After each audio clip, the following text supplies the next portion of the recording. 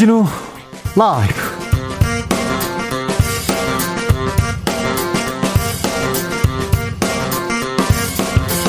2021년 9월 28일 화요일입니다. 안녕하십니까, 주진우입니다. 문재인 대통령의 종전선언 제안에 대해서 김여정 부부장이 흥미롭다고 화답하고 남북 정상회담 가능성을 내비쳤어요. 그런데 사흘 만에 북한이 단거리 미사일을 발사했습니다. 대화의 여지를 남기면서도 무력 시위 단행하는 북한의 속내 뭘까요? 남북 정상회담은 언제 열릴 수 있을까요? 정세현 전 통일부 장관과 이야기 나눠보겠습니다. 국민의힘에서는 장제원, 곽상도 의원의 아들 리스크에 흔들리고 있습니다. 아들 음주운전 논란으로 장제원 의원은 결국 윤석열 캠프 상황실장을 사퇴했습니다.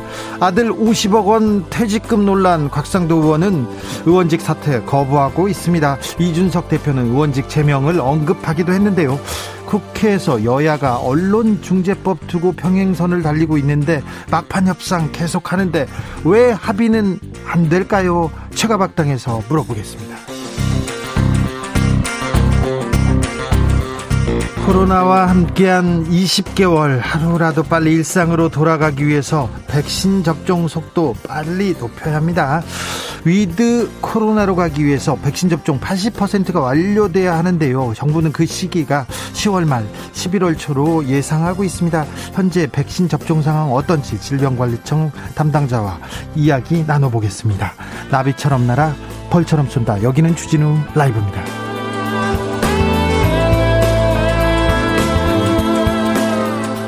오늘도 자중자애, 겸손하고 진정성 있게 여러분과 함께 하겠습니다. 매일매일 많은 뉴스 쏟아집니다. 대선 앞두고 정치 뉴스 특별히 많이 쏟아지는데요. 오늘은 여러분 어떤 뉴스 이렇게 주의 깊게 보셨어요? 이 뉴스가 저를 좀 기억 남게 만듭니다. 이 뉴스 보고 떨렸어요 하시는 분들이 있으면 알려주십시오. 여러분의 뉴스 들어보겠습니다. 샵 9730, 짧은 문자 50원, 긴 문자는 100원입니다. 콩으로 보내시면 무료입니다. 그럼 주진우 라이브 시작하겠습니다.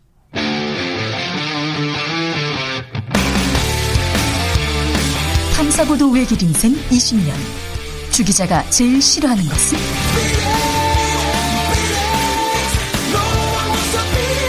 이 세상에서 비리와 부리가 사라지는 그날까지 오늘도 흔들림 없이 주진우 라이브와 함께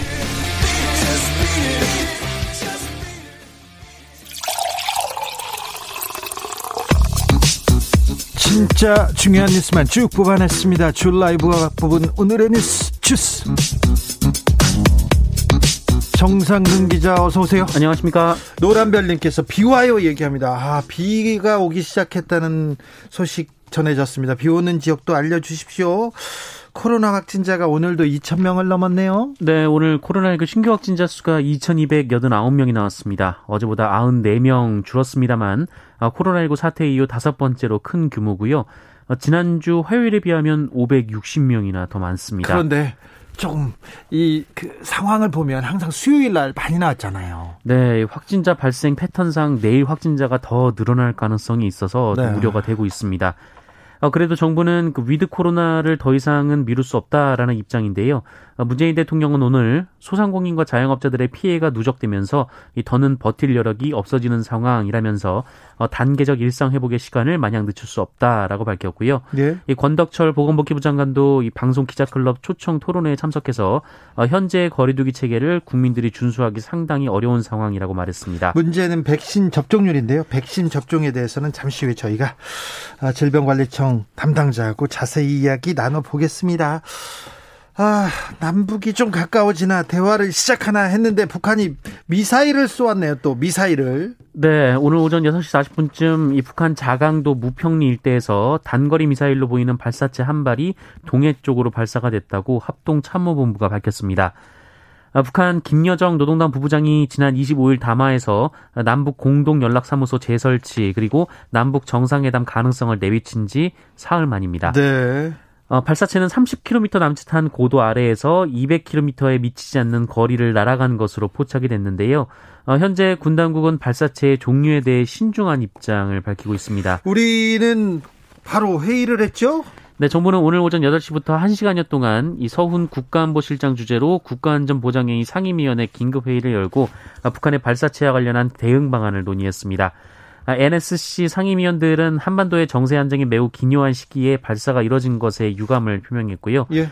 향후 북한의 동향을 면밀히 주시하는 가운데 유관국들과 긴밀히 협의해 나가기로 했습니다. 남북 대화와 미사일 간의 상관관계 이 부분에 대해서는 잠시 후에 정세현 전 장관께 자세히 물어보겠습니다. 7747님께서 천안인데요. 비와유 이렇게 하셨습니다. 5785님 세종도 비와요 하는데 충청권에 비가 내리기 시작했습니다. 퇴근길 조심해야 될 것 같습니다. 50억 원 퇴직금 계속 뜨겁습니다. 이준석 대표가 곽상도 의원의 사퇴 요구했어요? 네, 이준석 대표가 오늘 YTN 라디오 인터뷰에서 곽상도 의원을 향해 스스로 사퇴하는 것이 국민 눈높이에 맞을 것이다 라며 그렇지 않으면 제명 얘기가 있을 것이다 라고 말을 했습니다. 네. 이준석 대표는 산재니 뭐니 해도 50억 원 부분은 일반 국민이 납득하기 어렵고 특히 젊은 세대가 납득하기 어렵다라고 말했는데요. 어제 초선 의원들도 그런 얘기 했지 않습니까? 맞습니다. 이에 앞서 이 국민의힘 초선 의원 7명이 성명을 내고 읍참마속의 의지와 결기를 세워야 한다며 곽상도 의원의 사퇴를 촉구한 바 있습니다. 그런데 원내대표도 그렇고 국민의힘 내부에선 좀 생각이 다른 모양이더라고요. 네, 김재원 국민의힘 최고위원이 오늘 MBC 라디오에 출연해서 곽상도 의원은 의원직을 사퇴할 입장이 아니다라며 오히려 아들이 받은 퇴직금 내지는 위로금은 정당한 노동의 대가라고 생각하고 있다라고 말을 했습니다. 정당한 노동의 대가다 50억은? 네, 곽상도 의원이 그렇게 생각한다라는 건데요. 예. 그러면서 이 문제 자체를 이재명 후보 측과 한번 밝혀보려는 입장인 것으로 알고 있다고 덧붙였습니다. 네. 그러면서 김재원 최고위원은 아들이 종업원이었던 것도 명백하고 과도한 돈을 받은 것도 분명하지만 이 주인이 아니라는 것도 분명하다라며 탈당해서 우리 당원도 아닌데 징계 등의 조치는 불가능하다라고 말했습니다. 아니 50억 원을 받아서 이 게임은 50억 게임이 됐어요. 그런데 야당 주자들도 계속해서 곽상도 의원이 아니라 이재명 지사를 비판하고 나섭니다. 네, 이 문제를 두고 개인적인 입장을 밝히지 않았던 윤석열 전 검찰총장이 어젯밤 자신의 SNS에 글을 올렸는데 본인이 이재명 지사가 이 방송에 나와 설계자라고 자백을 하고 증거까지 명백한데 어찌 손바닥으로 하늘을 가릴 수 있겠는가라며 이 대장동 게이트의 몸통은 이재명이다라고 주장했습니다. 그러면서 검찰이 이 배임, 정관계 로비, 횡령 범죄 수익 은닉죄에 대해서 수사를 해야 한다라고 방향을 제시하기도 했습니다. 대통령이 되면 화천대유 주인 감옥행이다 이렇게 얘기했는데 50억 원 얘기는 없어요. 다른 분도 입장을 냈습니다. 네, 홍준표 의원은 곽상도 의원을 두둔할 생각은 없지만 이 대장동 개발 비리 사건의 본체는 그대로 두고 곁가지 수사에만 집중한다면 그것은 정치 수사의 전형이 될 것이다 라고 주장했습니다. 밀릴 생각이 없다 이렇게 홍준표, 윤석열 두 후보는 대장동 곽상도 50억 어쨌거나 지금 이재명이 문제다 이렇게 얘기하고 있습니다. 곽상도 의원은 뭐라고 합니까? 네, 곽상도 의원은 SNS에 글을 올렸는데요. 이 대장동 개발 사업과 관련된 수사에 성실히 임해서 진짜 주인이 누구인지 밝히겠다라고 주장했습니다. 그러면서 본인은 수사 결과에 따라 책임져야 할 부분이 있으면 의원직까지 어떤 조치도 마다하지 않겠다라고 말했는데요.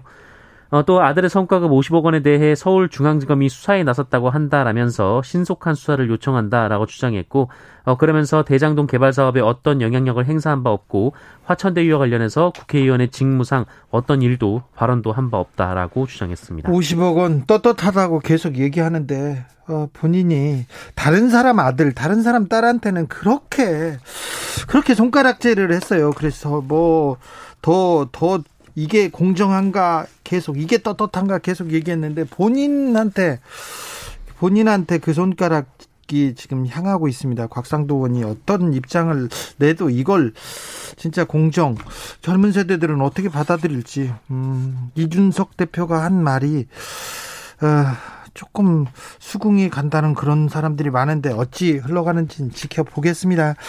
이 문제 조금 관계 당국에서 빨리 사실관계를 좀 밝혀야 될 것 같은데 LH가 대장동 개발 사업에 대해서 좀 입장을 냈습니다. 네, 한국토지주택공사가 공영개발 방식의 성남시 대장동 도시개발을 2010년 철회를 했었는데 예. 그 시발점이 이명박 당시 대통령의 발언이었다라는 입장을 밝혔습니다. 그렇죠. 이 전용기 민주당 의원실이 LH로부터 제출받아 오늘 공개한 자료에 따르면 LH는 2009년 10월 7일 이명박 전 대통령이 민간 회사와 경쟁할 필요가 없다라고 한 발언을 기점으로 이 대장동 사업 철회를 검토했다라고 밝혔습니다. 공영개발에서 민간 개발로 바뀌게 됩니다. 여기서부터. 네, LH는 이 대장동 개발 사업을 따내기 위해서 1년 가까이 공을 들였다라고 하는데요.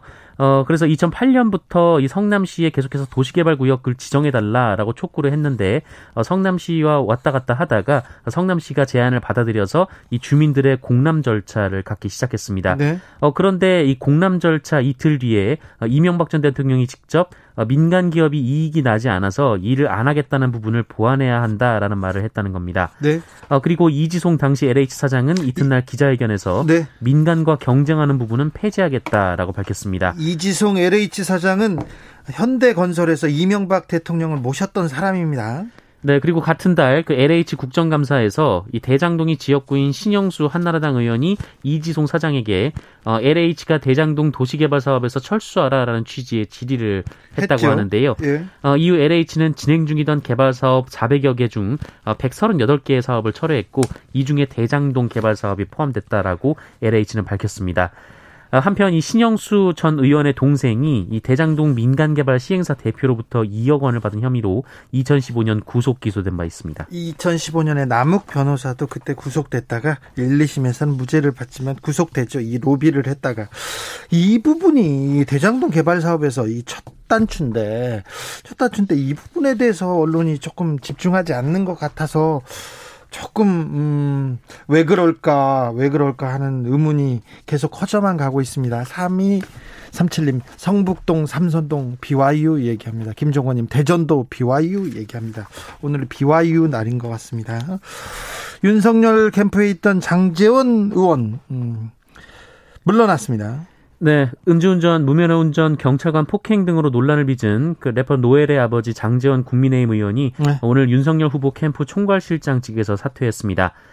윤석열 후보는 후보가 허락하지 않았지만 직을 내려놓는 것이 후보께 더 도움이 된다라면서 이 국민께 면목이 없고 윤석열 후보에게 죄송한 마음을 가눌 길이 없다라고 말을 했습니다. 아니 곽상도 의원의 아들 문제가 나왔는데 아무튼 장제원 의원도 아들 문제로 물러나게 됩니다. 네, 장제원 의원은 눈물로 나를 지새우는 아내, 식사도 제대로 하지 못하고 계신 어머니, 가정은 쑥대밭이 됐다라고 주장했는데요. 그러면서 자식을 잘못 치운 죄를 반성하며 자숙의 시간을 갖겠다라고 말했습니다. 네.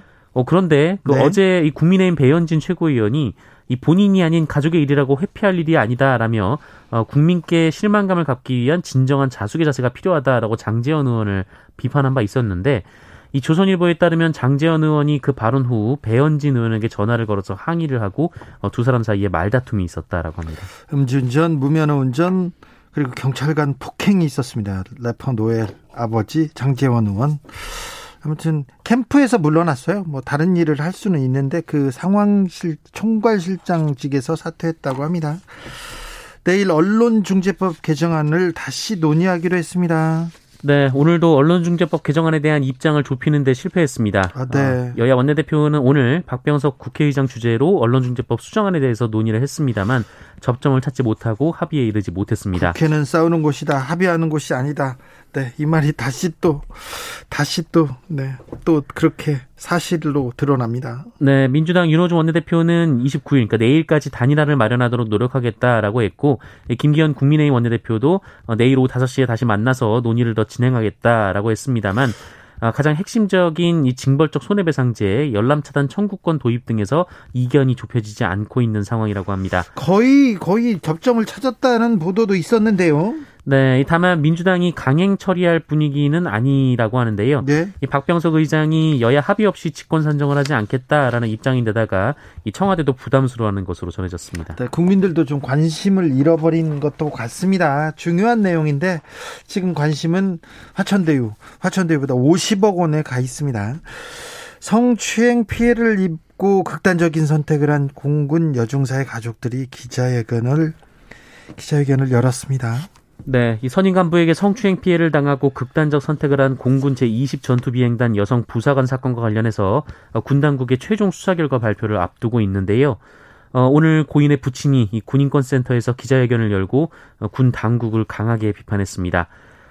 특히 이 부친은 고인의 이름과 얼굴까지 공개를 했습니다. 할 수 있는 모든 것을 다 하겠다라는 의지로 보이는데요.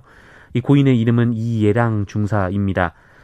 이예랑 중사 부친은 이 분노가 치밀고 피가 거꾸로 솟는다라면서 이 부실한 초동 수사를 벌인 공군본부와 20비행단, 부실 수사를 또 부실하게 수사한 국방부까지 이 딸의 한을 풀어줄 것이라는 기대를 깨버렸다라고 주장했습니다. 그러면서 특검 도입을 주장했는데요. 이 고인의 부친은 지난 7일 이 군 검찰 수사심의위원회가 이 부실 수사 의혹이 불거진 관련자들에 대해서 불기소 처분 권고를 내린 것에 대해 강하게 불만을 토로했고요. 이 특검을 도입해 공정하게 수사해야 한다라고 주장했습니다. 네. 국방부가 딸의 한을 풀어줄 것이라고 했는데 기대를 저버렸다고 부친께서 기자회견을 열고 안타깝네요. 이거 좀 명백하게 좀 밝혔어야 되는데 국민의 관심이 사라졌다고 해서 군이 좀 수사를 하다가 조금 안이하게 하진 않았나 이런 의심도 해봅니다. 네. 저희가 계속 지켜보겠습니다. 이 사안에 대해서는.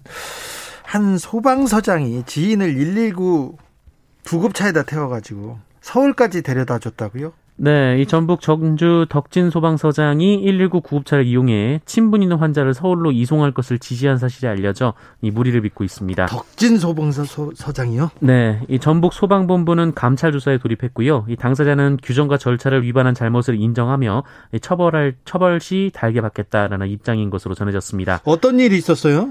네, 윤모 전주 덕진 소방서장은 지난달 16일 이 지인 A씨가 갑작스런 심정지로 전주 시내 한 병원에 이송돼서 치료를 받고 네. 의식을 회복하자 네. 그로부터 나흘 뒤 금암 119 센터에 연락해서 119 차량으로 서울의 병원으로 이송할 것을 지시했습니다. 이에 금암 119 센터는 A씨를 119 구급차에 태워서 서울로 이송하도록 재차 지시했고 구급대원 2명이 이를 이행했습니다. 이 사실이 알려지자 전북 소방본부 공무원 노조가 철저한 조사와 징계를 요구했고요. 이 전북 소방본부가 곧바로 감찰 조사에 돌입해 윤 서장과 이 당시 서울로 환자를 이송했던 구급대원들을 대상으로 자세한 경위를 파악하고 있는 상황입니다. 응급 환자가 아닌데 지금 119 구급 차량으로 이송한 게 문제가 되는 거죠? 네, 응급 상황이 있었습니다만 의식을 회복을 했는데 예. 이후에도 친분을 이용해서 지시를 했다라고 합니다. 알겠습니다. 잘못된 것 같습니다. 많이 잘못된 것 같습니다. 산책하는 시민들이 있었는데요. 갑자기 흉기를 휘두르는 사람이 있었네요. 네, 끔찍한 사건이 있었는데요. 한 30대 남성이 심야에 호수 인근을 산책 중이던 20대 남녀에게 이유 없이 흉기를 휘둘러 상해를 입혀 경찰에 체포가 됐습니다. 30대 남성 A씨는 어젯밤 11시 40분쯤 속초시 영랑호 산책길을 걷던 20대 연인에게 흉기를 휘둘러 다치게 했는데요. 피해 남성은 목과 손목에 큰 상처를 입어 봉합수술을 받았고 여자친구분도 목 부위에 상처를 입었습니다. 목을 이렇게 찔렀으면 생명에 지장은 없습니까? 네, 정말 다행히 두 사람 모두 생명에는 큰 지장이 없는 것으로 알려졌습니다. 네. 이에 경찰은 CCTV 등을 토대로 오늘 오전 7시 45분쯤 A씨의 주거지에서 A씨를 긴급 체포했습니다. A씨는 범행 혐의 자체를 인정했습니다만 피해자들과는 일면식도 없다라고 밝혔고 범행 동기에 대해서는 입을 열지 않고 있는 것으로 전해졌습니다. 경찰은 A씨를 상대로 정확한 사건 경위를 조사하고 있으며 살인미수죄 적용을 검토하고 있습니다. 한편 이 피해자분이 SNS에 당시 상황을 올렸는데 이 반대편에서 걸어오던 사람이 뒤로 지나가더니 기습적으로 흉기로 목을 찔렀다라면서 부디 혼자 다니지 마시고 조심하셨으면 해서 글을 쓴다라고 밝혔습니다. 이유도 없이. 네. 이게 세상이 참 무섭습니다. 부디 혼자 다니지 말고 조심해야 된다고 얘기하는데 네, 산책하는 시민들한테 흉기를 휘두른 사람이 있었습니다. 그러니까 조심하셔야 될 것 같습니다. 네, 각별히 조심하셔야 됩니다. 세상이. 아파트 외벽을 청소하던 20대 노동자가 떨어졌습니다. 이런 소식 전해드린 바 있었는데 또 다시 숨졌다는 소식 전해드립니다. 맞습니다. 며칠 전에도 비슷한 소식을 전해드렸는데요. 네. 다른 사건입니다. 그때도 사망자가 20대 노동자였는데 이번에도 20대 노동자가 숨졌습니다. 어제 오전 10시 40분쯤 인천 송도의 한 아파트에서 아파트 외벽 유리창을 청소하던 29살 노동자가 추락해 숨지는 사고가 있었습니다. 예. 2시간가량 청소를 하다가 15층 높이에서 밧줄이 끊겨 떨어졌는데요. 사고 당시 노동자 6명이 한 조로 작업을 했고 1층에는 신호수와 현장 소장이 있었습니다만 지난 사고와 똑같이 보조 밧줄 없이 작업용 밧줄 하나에 의지해 작업을 하다 사고가 난 것으로 알려졌습니다. 한 달 전부터 시작된 해당 아파트 외벽 유리 청소는 어제가 마지막 날이었다고 하는데요. 숨진 노동자는 이 아파트에 그날 처음 나와서 일을 했다라고 합니다. 경찰은 안전수칙이 제대로 지켜졌는지 정확한 사고 경위를 조사할 예정입니다. 제발 그 노동자 사망 소식은 그만 전하고 싶습니다. 그런데 이게 환경이 나아지지 않아요. 이 상황이 나아지지 않습니다. 지난번에도 보조밥줄도 없었고 안전장치도 없이 사고가 났다. 그래서 20대 노동자가 숨졌다 이렇게 얘기했는데 똑같습니다. 똑같아요. 언제까지나 이렇게 돈 때문에 이 안전을 생명을 이렇게 바꾸는 이런 작업 환경 고치지 않아야 되는 건지 다시 또 묻고 싶습니다. 주스 정상근 기자 함께했습니다. 감사합니다. 고맙습니다. 교통정보센터 다녀오겠습니다. 김한나 씨.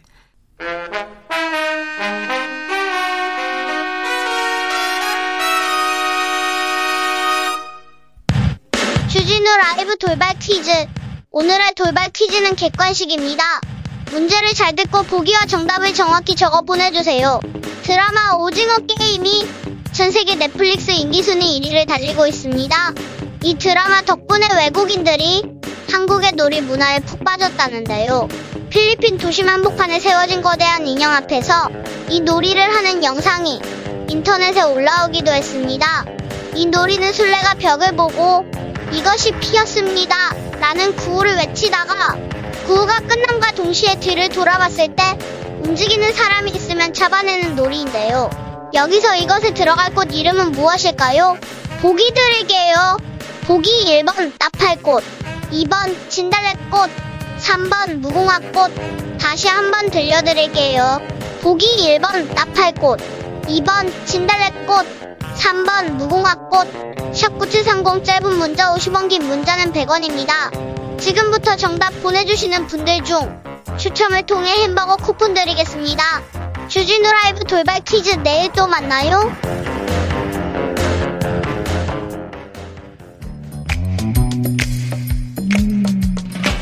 오늘의 정치권 상황 깔끔하게 정리해드립니다. 여당 야당 크로스 최가박과 함께 최가박당.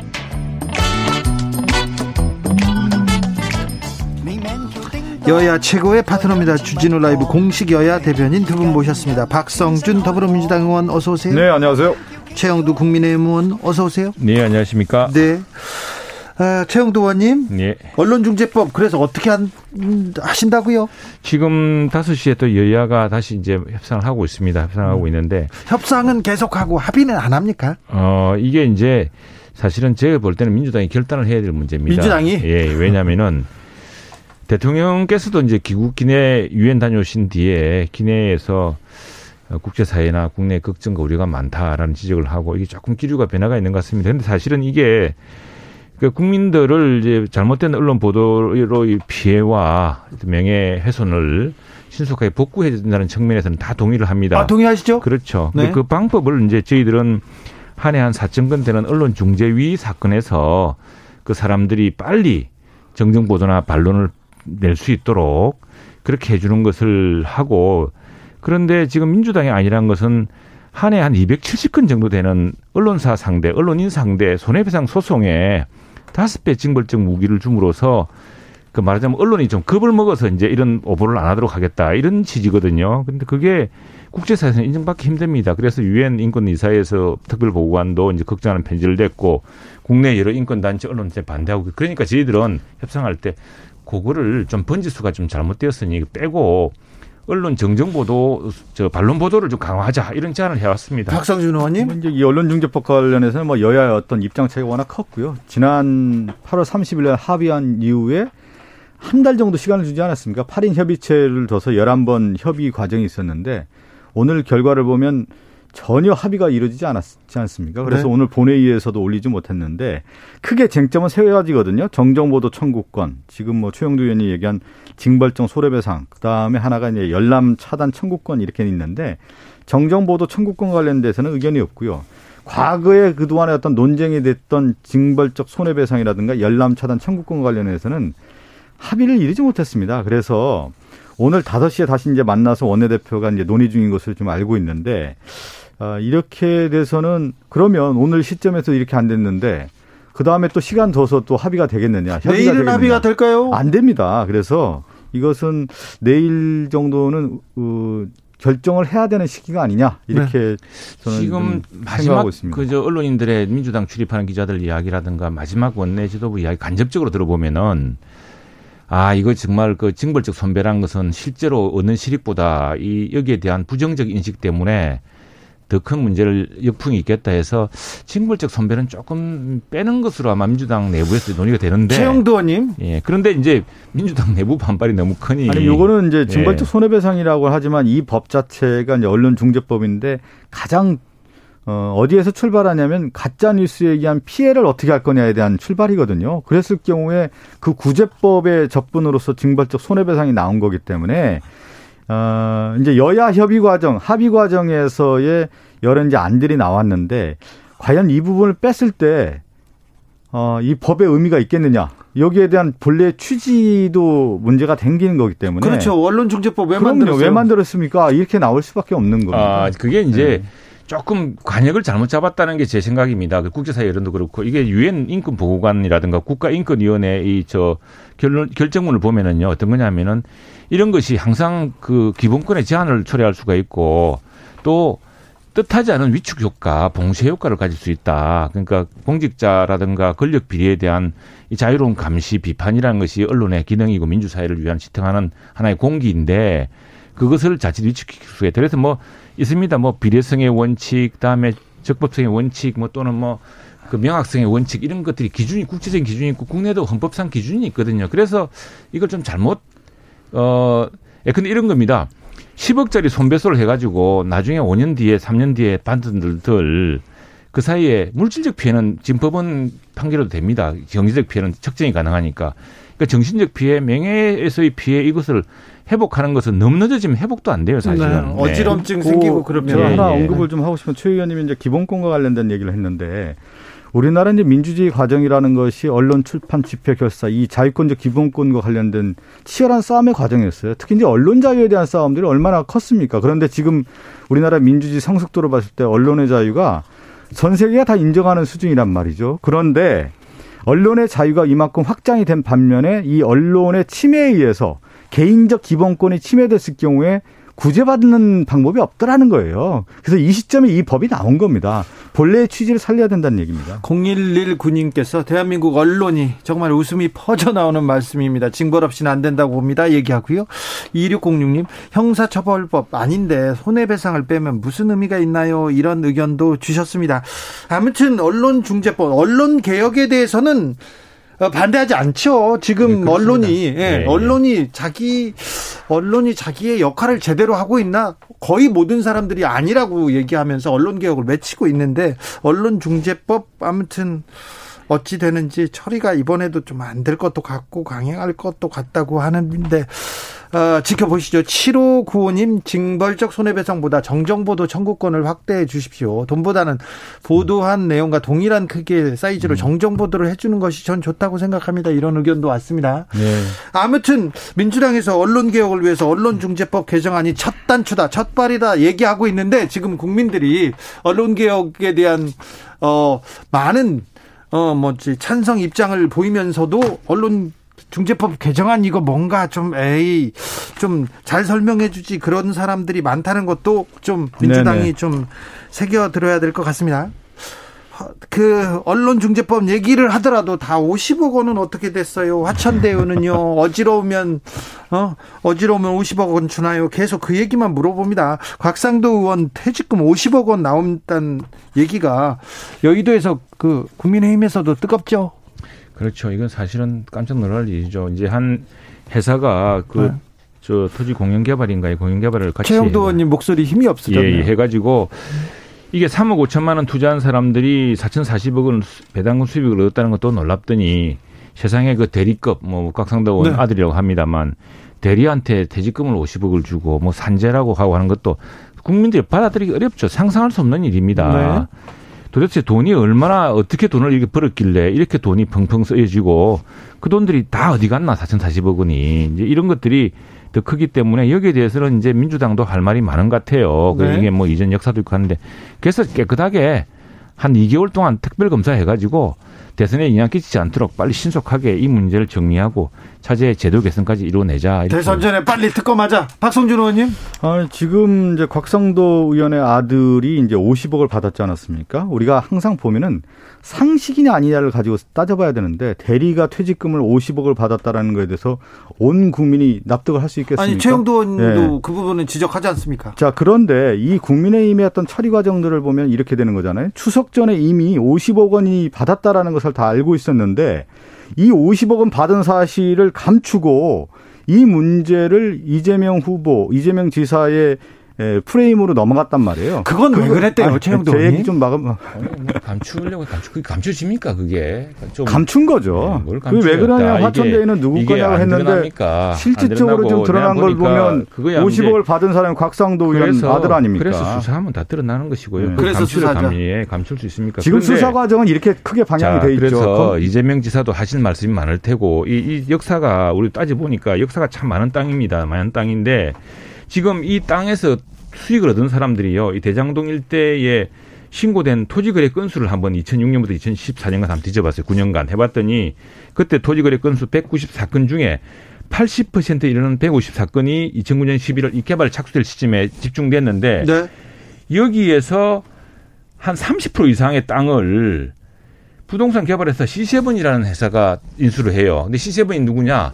이번에 등장한 그 4,040억 원을 나누어 가졌던 그 사람들입니다. 그래서 이 사람들은 어떻게 해서 이런 수익을 얻을 수 있게 되었냐가 지금 중요한 것 같고요. 그래서 이제 이재명 지사는 이게 뭐 LH공사에서 뭐 이게 저 이전 정부까지 그수로 올라간다 그러니까 그 전 정부까지 다 한번 조사를 해보자 해서 도대체 누가 이렇게 엄청난 이득을 얻고 그리고 또 하나 용납할 수 없는 것은 사람들은 지금 집값이 오르고 전세 때문에 이렇게 고통받는데 이렇게 어마어마한 이득을 어떻게 나눠줍니까? 그리고 이런 수익 분배 구조 그리고 이런 개발 구조의 설계자가 이재명 시장 아닙니까? 그래서 몸통은 이재명이다 이렇게 주장하시는 거고요. 국민의힘에서는. 그게 이제 이전에 말하자면 경제이익 공동체 같은 거죠. 아니 네. 이렇게 보세요. 조영두 의원님.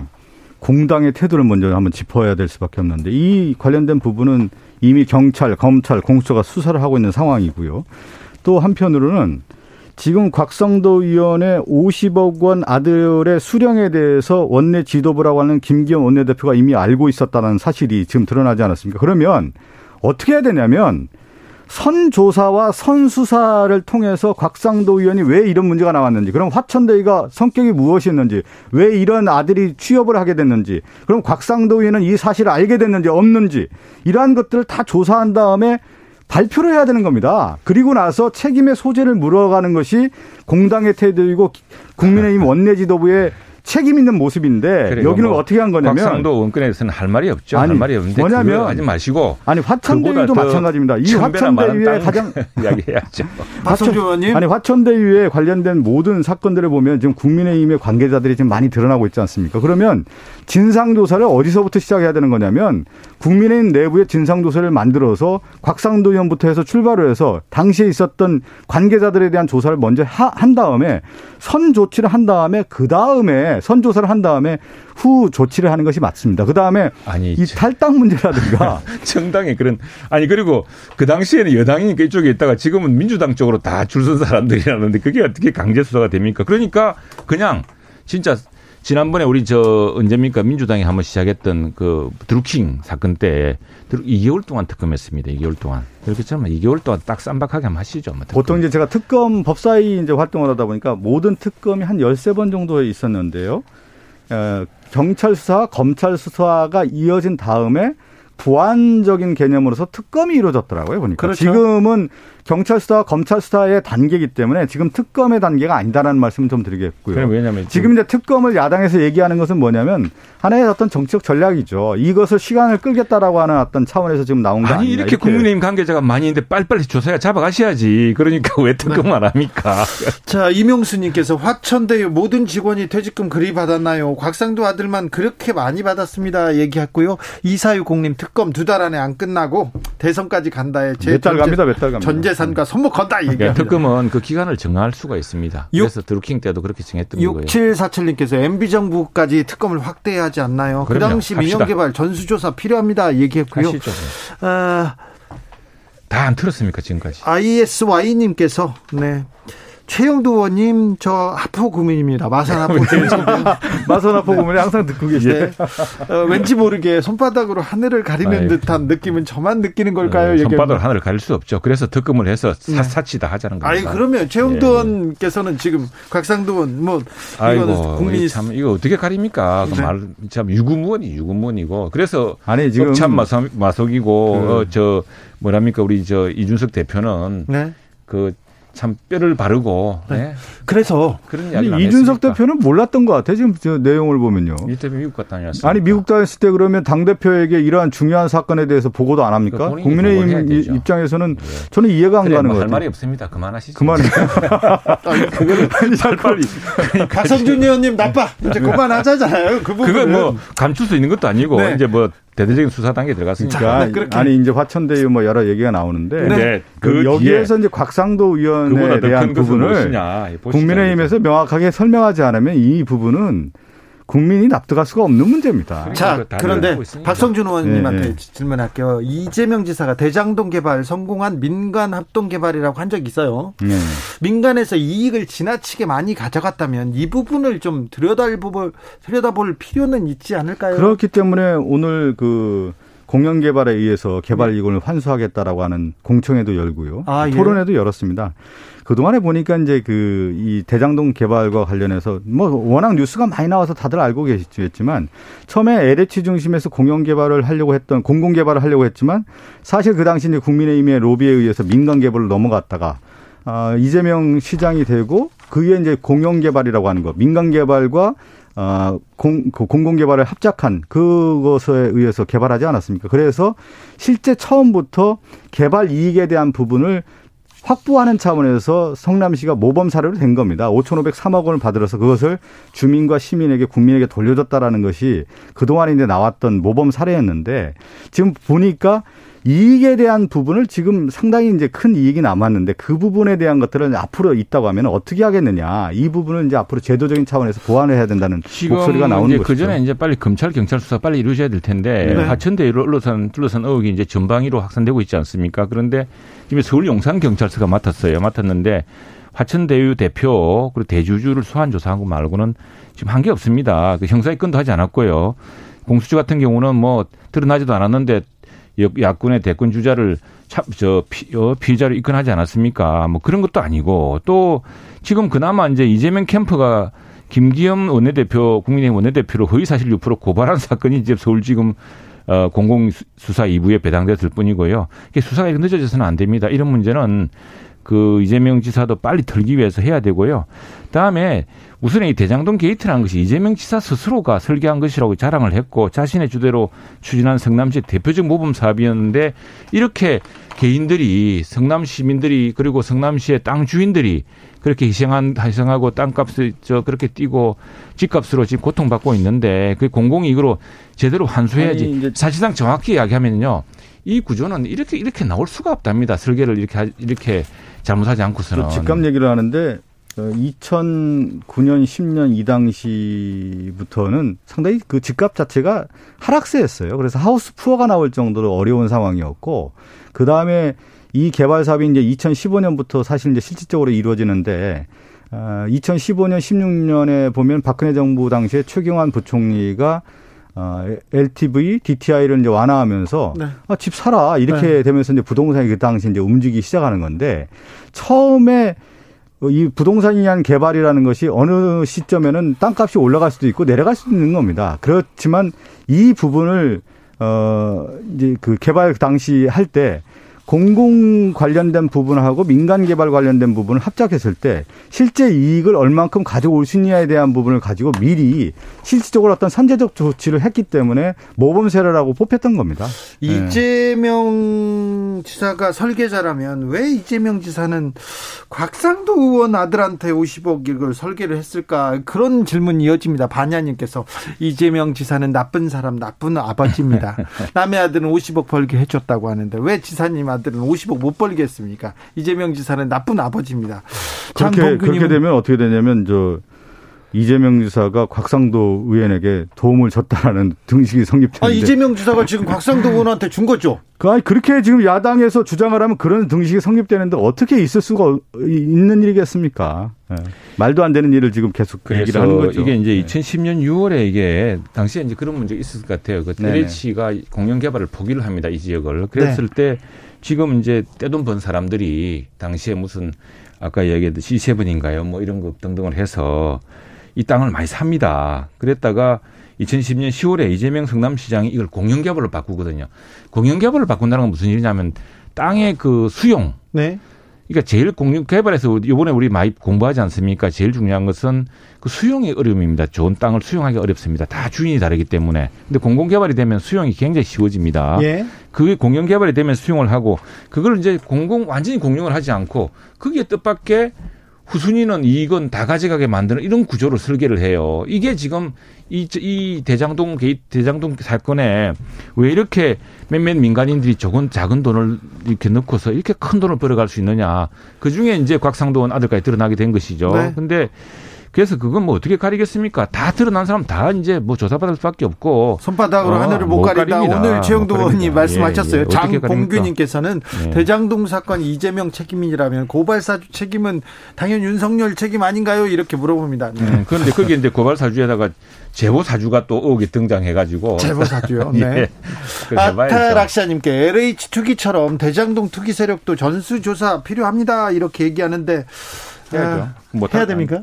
아니 그거는 이제 수사 단계가 되면서 점차적으로 다 드러날 문제 아니겠습니까? 네. 이게 지금 50억 이야기 나왔는데요. 1,000억 번 사람도 있습니다. 그래서 기자하다가 이제 대부분 여기 또 이제 언론계 주식 등장하는데 여기서 아마도 우리가 짐작하는 그건 이제 지금 이제 얘기하는 뭐 김만배 대표라든가 지금 인적 네트워크를 보면은 그런데 이제 지금 제가 조금 사실은 설명을 뭐 1,000억 등장하고 하는 것들도 그리고 이게 지금 이게 사실은 그게 이제 예전에 이전 수사 때 나타난 게 이게 누가. 네.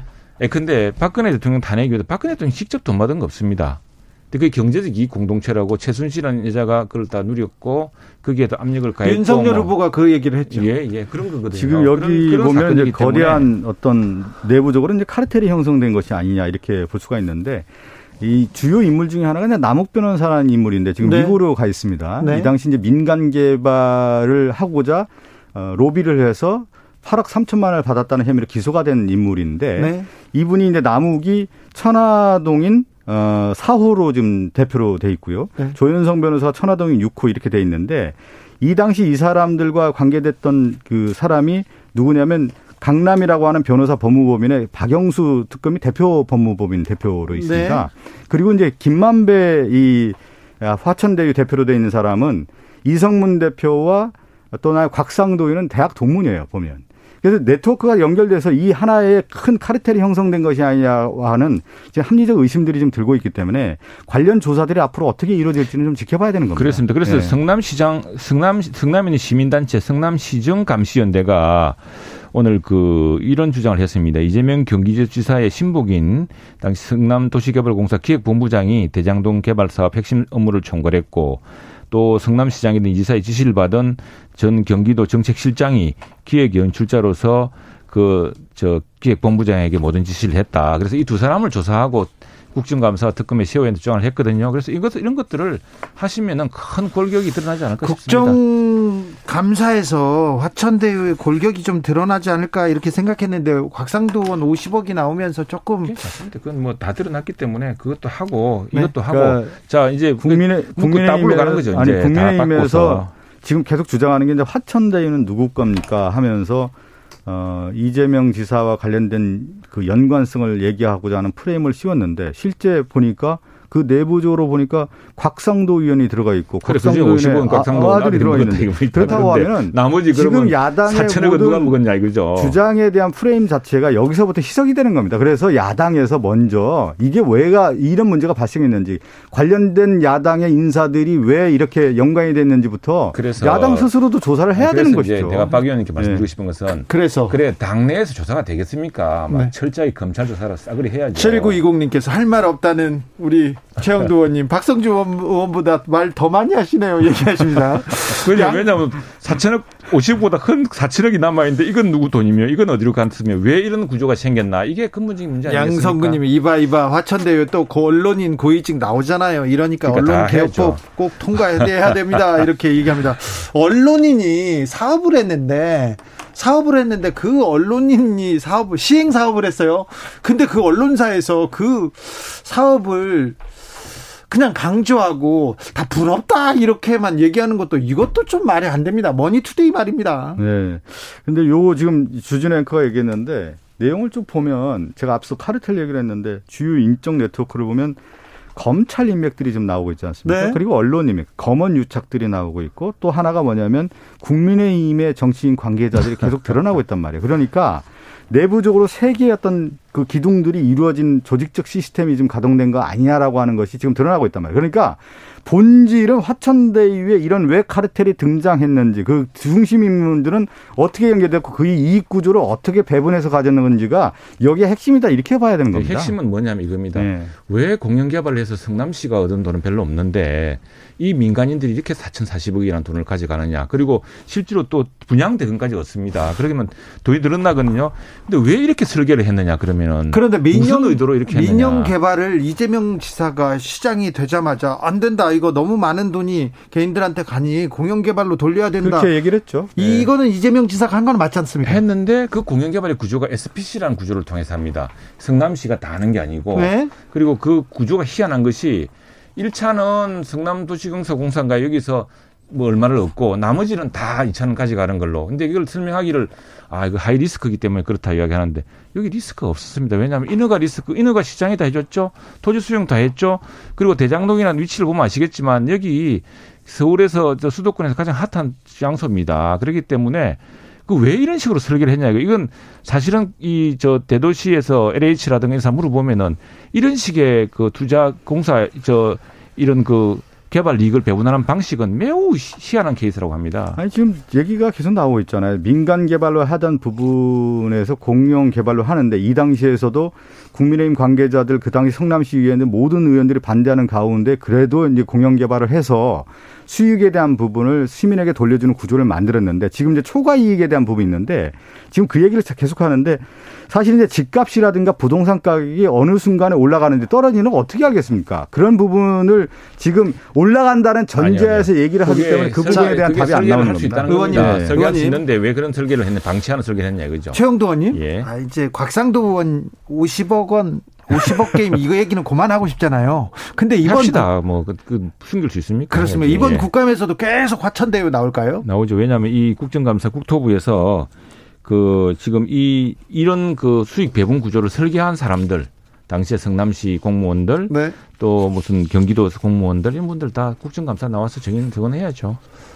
국정감사는 이제 크게 이번에 저는 두 가지로 볼 수 있을 것 같아요. 네. 하나가 이제 이번 얘기하는 화천대유 국힘 비리 게이트라고 하는 부분이 얼만큼 나올 수 있느냐에 대한 것이 이제 하나 나오고 그것이 하나의 트리거라고 하죠. 그게 뭐냐면 이제 곽상도 의원과 곽상도 의원의 아들에 대한 50억이 상당히 나왔다는 부분이 이제 앞으로 어떻게 밝히냐가 하나가 있는 거고 예. 또 하나가 이제 검찰발 고발 사주 의혹과 관련된 부분을 얼만큼 밝힐 수 있느냐 이 양대 축으로 이번 국정감사는 진행될 것으로 보고 있습니다. 그래 내가 볼 때는 이제 이렇습니다. 보니까 이게 사실은 인허가 사업이고 화천대유 우선 협상 대상자 선정심사위원.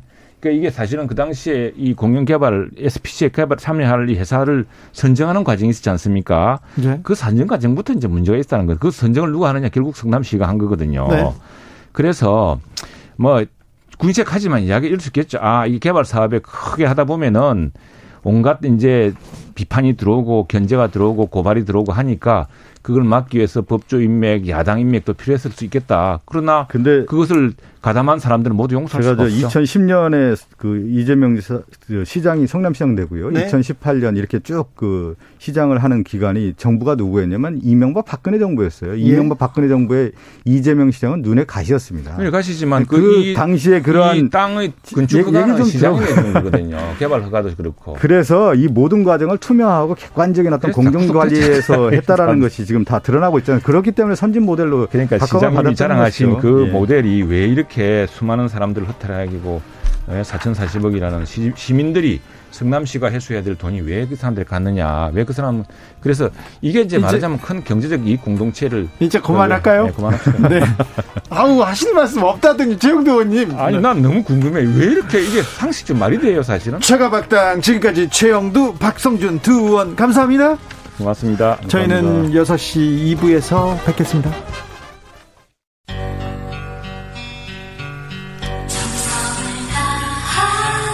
정성을 다하는 국민의 방송 KBS 주진우 라이브 그냥 그렇다고요. 주진우 라이브 2부 시작했습니다. 지역에 따라 2부부터 오신 분들 계시죠? 오늘도 잘 오셨습니다. 7시까지 주진우 라이브 함께해 주십시오. 라디오 정보센터 다녀오겠습니다. 정한나 씨.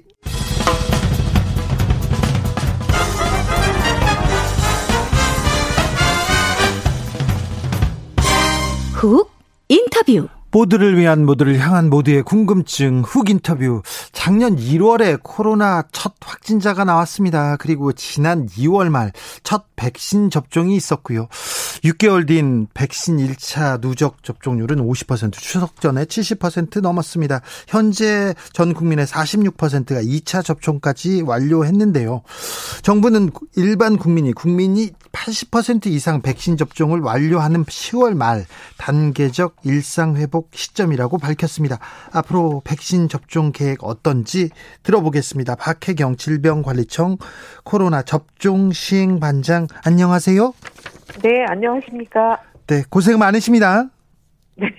네, 접종에 참여해 주신 국민들께 감사드립니다. 네, 백신 접종률이 계속 높아지는데 코로나 확진자는 왜 이렇게 안 줍니까? 네, 백신 접종률 좀 전에 그 진행자께서도 말씀해 주셨지만 아직은 백신 접종을 완료한 분들의 분율이 만족할 만한 수준에는 미치지 못하고 있습니다. 백신 접종 완료율이 한 47% 좀 못 미치고 있고요. 네. 예, 그래서 그러니까 백신 접종 완료를 위해서 알고 계신 것처럼 오늘부터 백신 접종 그러니까 10월 이후부터는 백신 접종 간격도 좀 단축하면서 네. 접종을 좀 당기기 위한 여러 가지 노력을 하고 있습니다. 그 수준도 아직 그 완료율의 수준이 조금 낮은 상태고 현재 사회적 거리두기 단계가 4단계 혹은 3단계라고는 하지만 예전에 비해서 사회적 활동량도 지속적으로 증가하고 있는 점 등을 원인으로 볼 수 있습니다. 맞습니다. 네. 차가 안 줄어들어요. 사람들 모임도 안 줄고요. 그래서 질병관리청에서 4분기 접종 계획 수립했습니다. 이번에 중점을 둔 부분은 어디입니까? 네, 어제 발표한 바와 같이 4분기 시행계획은 5가지 목표를 가지고 있습니다. 말씀하신 대로 고령층의 90%, 성인의 80% 접종을 완료하겠다라는 거고, 그리고 여전히 그 진행 중인 18세 이상 성인의 미접종자에 대한 접종 기회를 다시 제공하면서 전체적인 면역 형성 인구를 확대한다라는 거, 그리고 좀 전에도 말씀드렸지만 mRNA 백신의 접종 간격을 단축하면서 접종 완료율을 높인다는 겁니다. 그리고 여태까지는 그 접종 대상에 포함되지 않았던 소아청소년과 임신부에 대한 접종 기회를 제공하면서 안전 접종 체계를 더욱더 강화한다라는 것과 마지막으로는 고위험군이 가장 먼저 접종을 시작한 것에 대해서 중증 사망 예방을 도모하기 위한 추가 접종을 추진한다라는 내용 등입니다. 소아청소년, 그러니까 12세에서 17세 소아청소년도 백신 접종을 할 수 있습니까? 네. 예약을 10월 5일부터 있도록 되어 있습니다. 근데 좀 안전을 우려하는 목소리도 있는데요. 청소년들이 백신을 접종했을 때 나타날 수 있는 좀 반응, 성인과 비교하면 좀 어떻습니까? 소아청소년에서 발생할 수 있는 이상 반응은 성인에서 발생하는 이상 반응과 유사한 것으로 되어 있습니다. 예. 이미 잘 알려져 있는 것처럼 mRNA 백신의 경우에는 첫 번째보다는 두 번째가 조금 더 이상 반응이 많이 나타날 수 있다라고 되어 있고요. 특히 이제 10대 그리고 여아보다는 남아에서 심근염이나 심낭염의 발생이 있을 수 있다. 이렇게 알려져 있습니다. 네. 돌파 감염 뉴스도 계속 나오는데 돌파 감염 발생 비율은 어느 정도 됩니까? 네, 돌파 감염은 지금 우리나라에서 그렇게 많은 숫자가 나타나고 있지는 않습니다. 아, 네. 예, 해외에서도 그렇지만 돌파 감염이라는 건 백신이 100% 완전하지 않기 때문에 네. 백신 맞은 후에도 어느 감염병이나 감염이 발생할 수는 있습니다. 근데 현재 돌파 감염은 인구 10만 명당 한 45명 정도로 나타나고 있고, 네. 이 돌파 감염인 경우에도 위중증이나 또는 사망으로 발전하는 것은 매우 드문 것으로 나타나 있어서 예방접종의 효과는 분명히 있는 것으로 알려져 있습니다. 알겠습니다. 그러면 만 명이 주사를 맞았을 때, 백신을 맞았을 때 한 4.5명, 4명 정도는 돌파 감염될 수 있으나 그래도 백신 접종하는 게 훨씬 안전하다. 이렇게 알고 있으면 되겠네요. 네, 맞습니다. 네. 부스터샷 얘기도 나오는데 언제부터 누가 우선적으로 맞게 됩니까? 네, 부스터샷은 다른 나라에서도 진행한 바와 같이 1, 2차 접종이 완료된 후에 6개월 정도 지난 후에 시행하게 됩니다. 그렇기 때문에 우리나라에서도 75세 이상 고령층 그리고 코로나19 치료병원을 포함한 병원급 의료기관의 종사자들 그리고 감염 취약시설인 요양병원, 요양시설 등을 중심으로 우선적으로 시행될 예정에 있습니다. 예, 김미숙 님이 이런 걱정을 문자로 주셨어요. 어린아이들은 접종하면 10년 뒤에 후유증이 나타날 수 있다는 말이 있어서 걱정이에요. 이렇게 얘기합니다. 10년 뒤에 후유증요?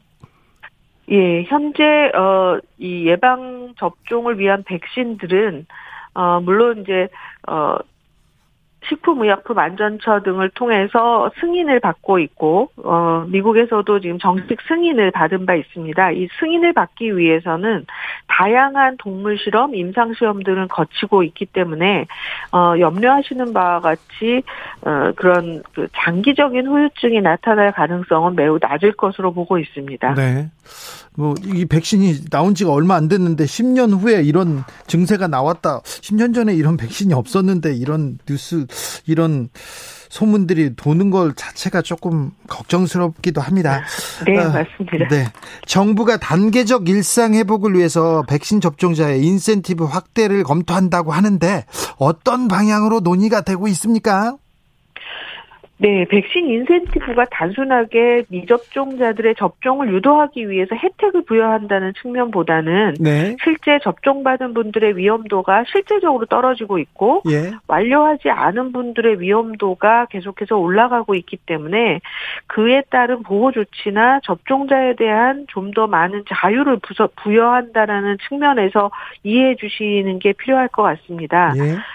유행 규모가 커지고 있을 때는 미접종자들의 감염 위험은 계속해서 높아질 수밖에 없고 접종 완료자와 달리 이제 인원을 제한한다는 등의 보호 조치 성격도 내포돼 있다. 이런 측면이 있겠습니다. 네. 김종현님께서 얀센 접종자 대책도 좀 알려주세요 물어봅니다.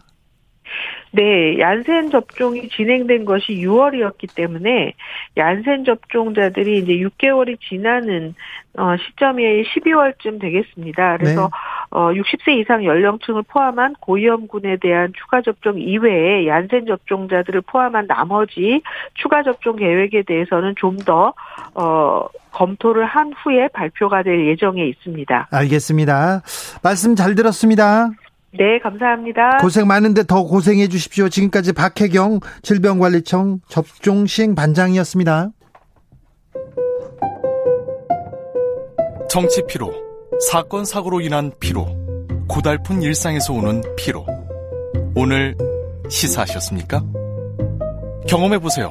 들은 날과 안 들은 날의 차이. 여러분의 피로를 날려줄 저녁 한 끼 시사 추진우 라이브.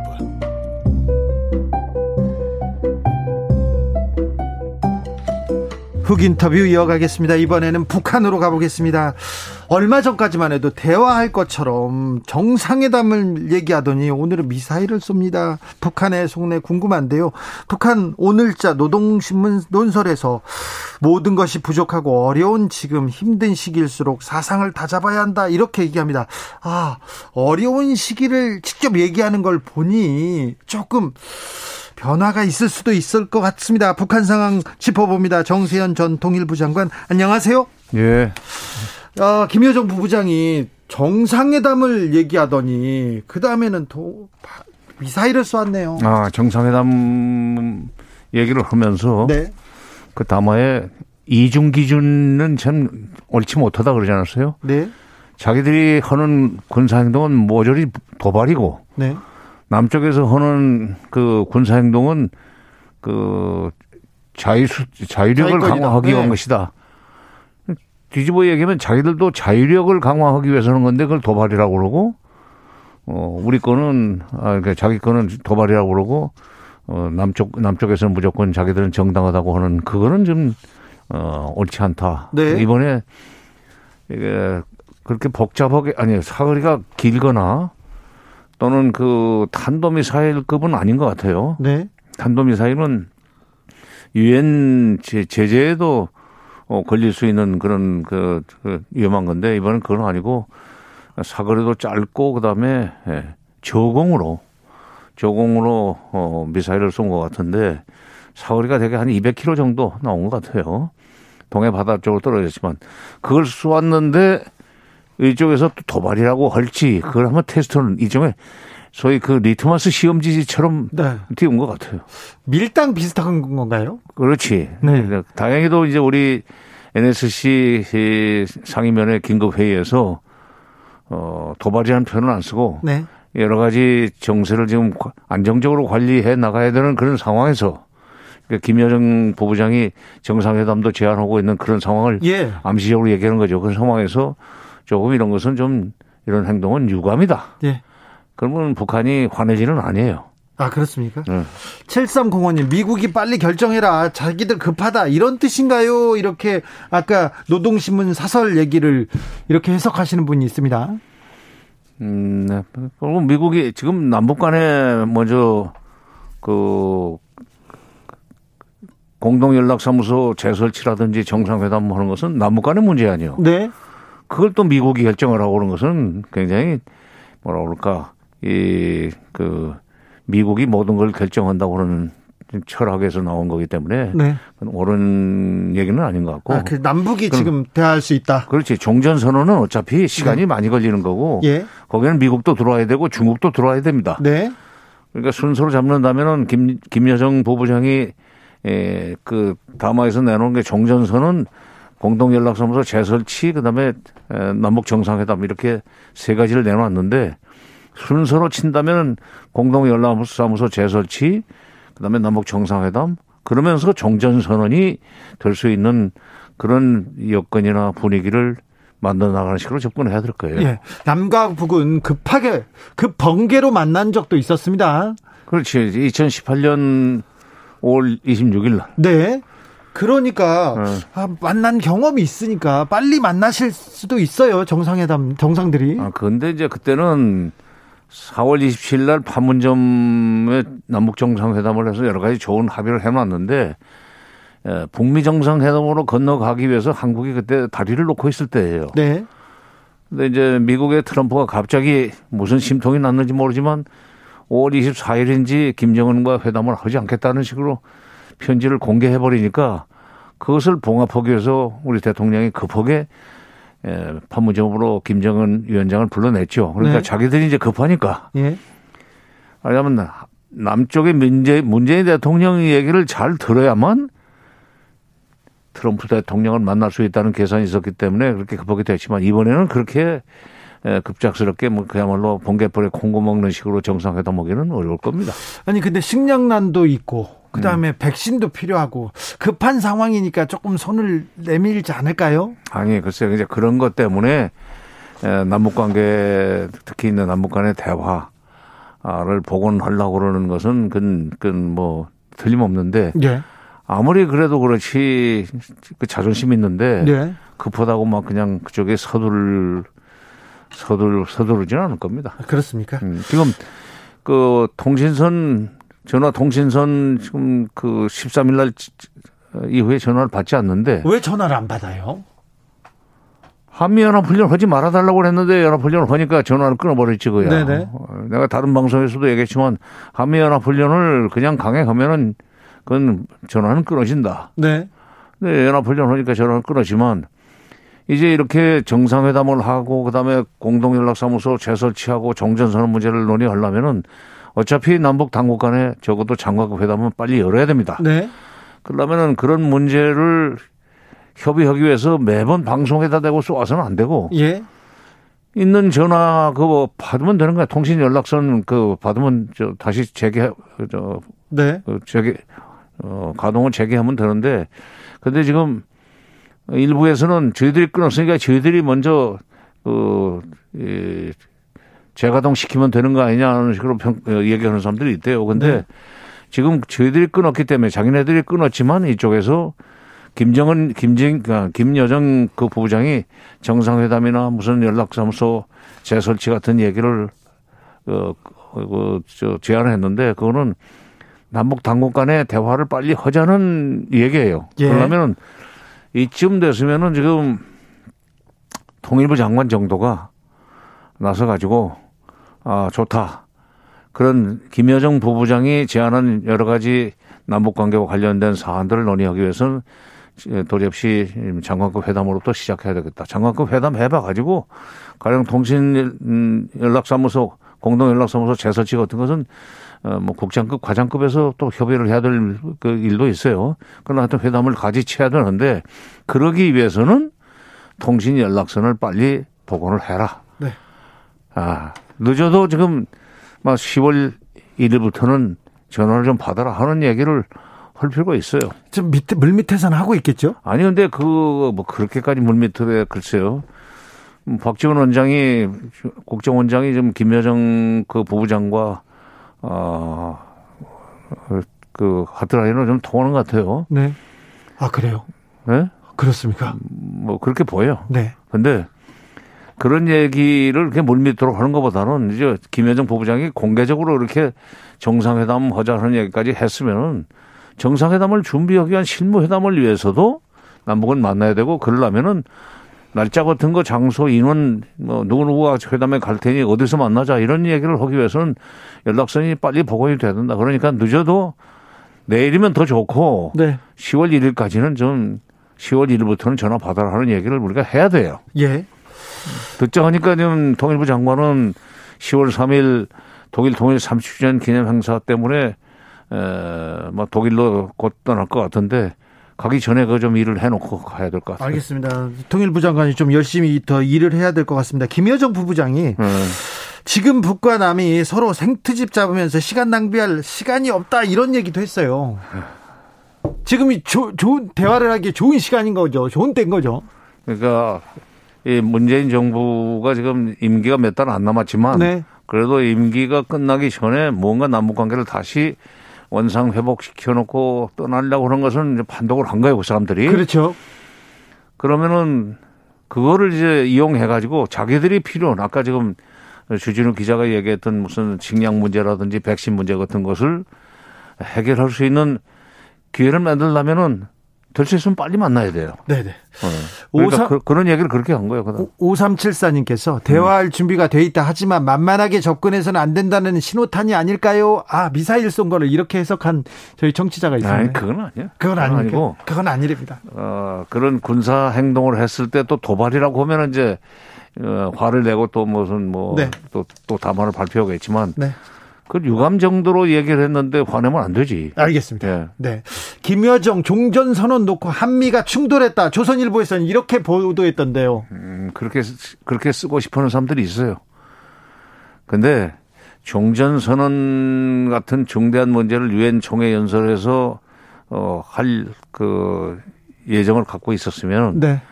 한국 외교의 속성상 네. 미국의 사전 반드시 통보를 했을 거고 예. 미국에서 어느 정도 나쁘지 않네. 네. 일단 그렇게 해서 바로 맞장구 치는 발언이 그렇지. 나왔어요. 그렇죠. 바로 바이든 대통령도 이어서 유엔 총회 연설에서 자기네들은 그 남북 관계가 좋아지는 거 뭐 환영한다 하는 이야기 했단 말이에요. 네네. 종전선언 문제에 대해서도 미국은 한번 해봐라. 예. 될 것 같으면은 우리는 협조 활용이가 있다는 얘기를 했을 거고. 네. 그보다 이제 더 중요한 것은 이제 중국의 입장입니다. 예. 미국이 그동안에 트럼프 때는 중국을 빼고 하려고 그랬어요. 네. 남북미 종전선언을 하려고 그랬었는데 바이든 대통령 정부에 들어와서는 중국도 넣을 수 있다는 일종의 그 사인이 떨어지지 않았나. 그렇지 않고는 문 대통령이 그 조심스러운 성격의 소유자인 문 대통령이 남북미 또는 남북미중 4국이 한반도 지역에서 만나 한국전쟁의 공식적인 종료를 선언하기로 하였다는 중국 얘기를 들어갔죠. 그렇지. 그런 그 14 공동선언의 사항이에요, 그게. 네.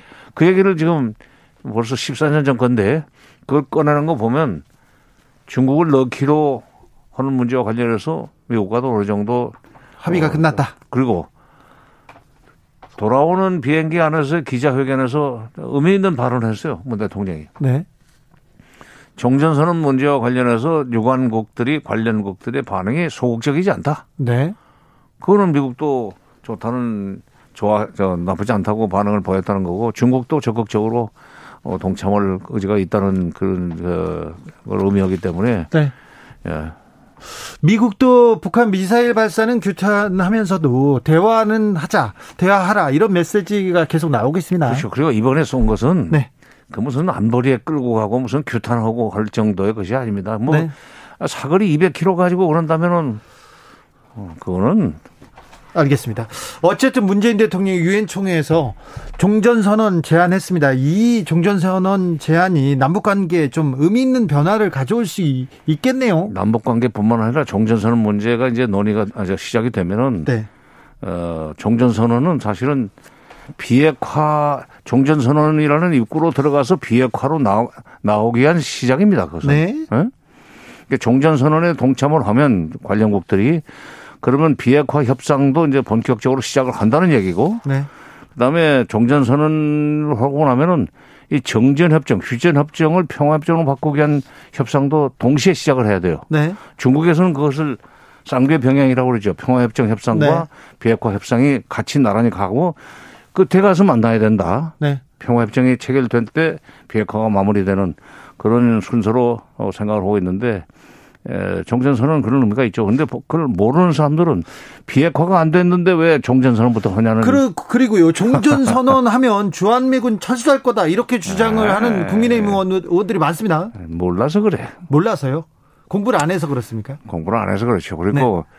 주한미군 철수 문제는 북한하고 협의할 문제가 아니에요. 예. 한미 간의 그 결정을 문제고 한미 동맹이 지금 뭐 53년부터 체결돼 가지고 꾸준히 잘 이어지고 있는데 네. 나중에 이제 평화협정, 정전협정을 평화협정으로 바꿀 때 네. 그때 평화협정을 최종적으로 결론 낼 때 그러면 미국 문제는 어떻게 할 것인가. 네. 그러니까 반드시 나올 겁니다. 네. 만약 거기서 평화협정 북한이 절실히 바라는 거예요.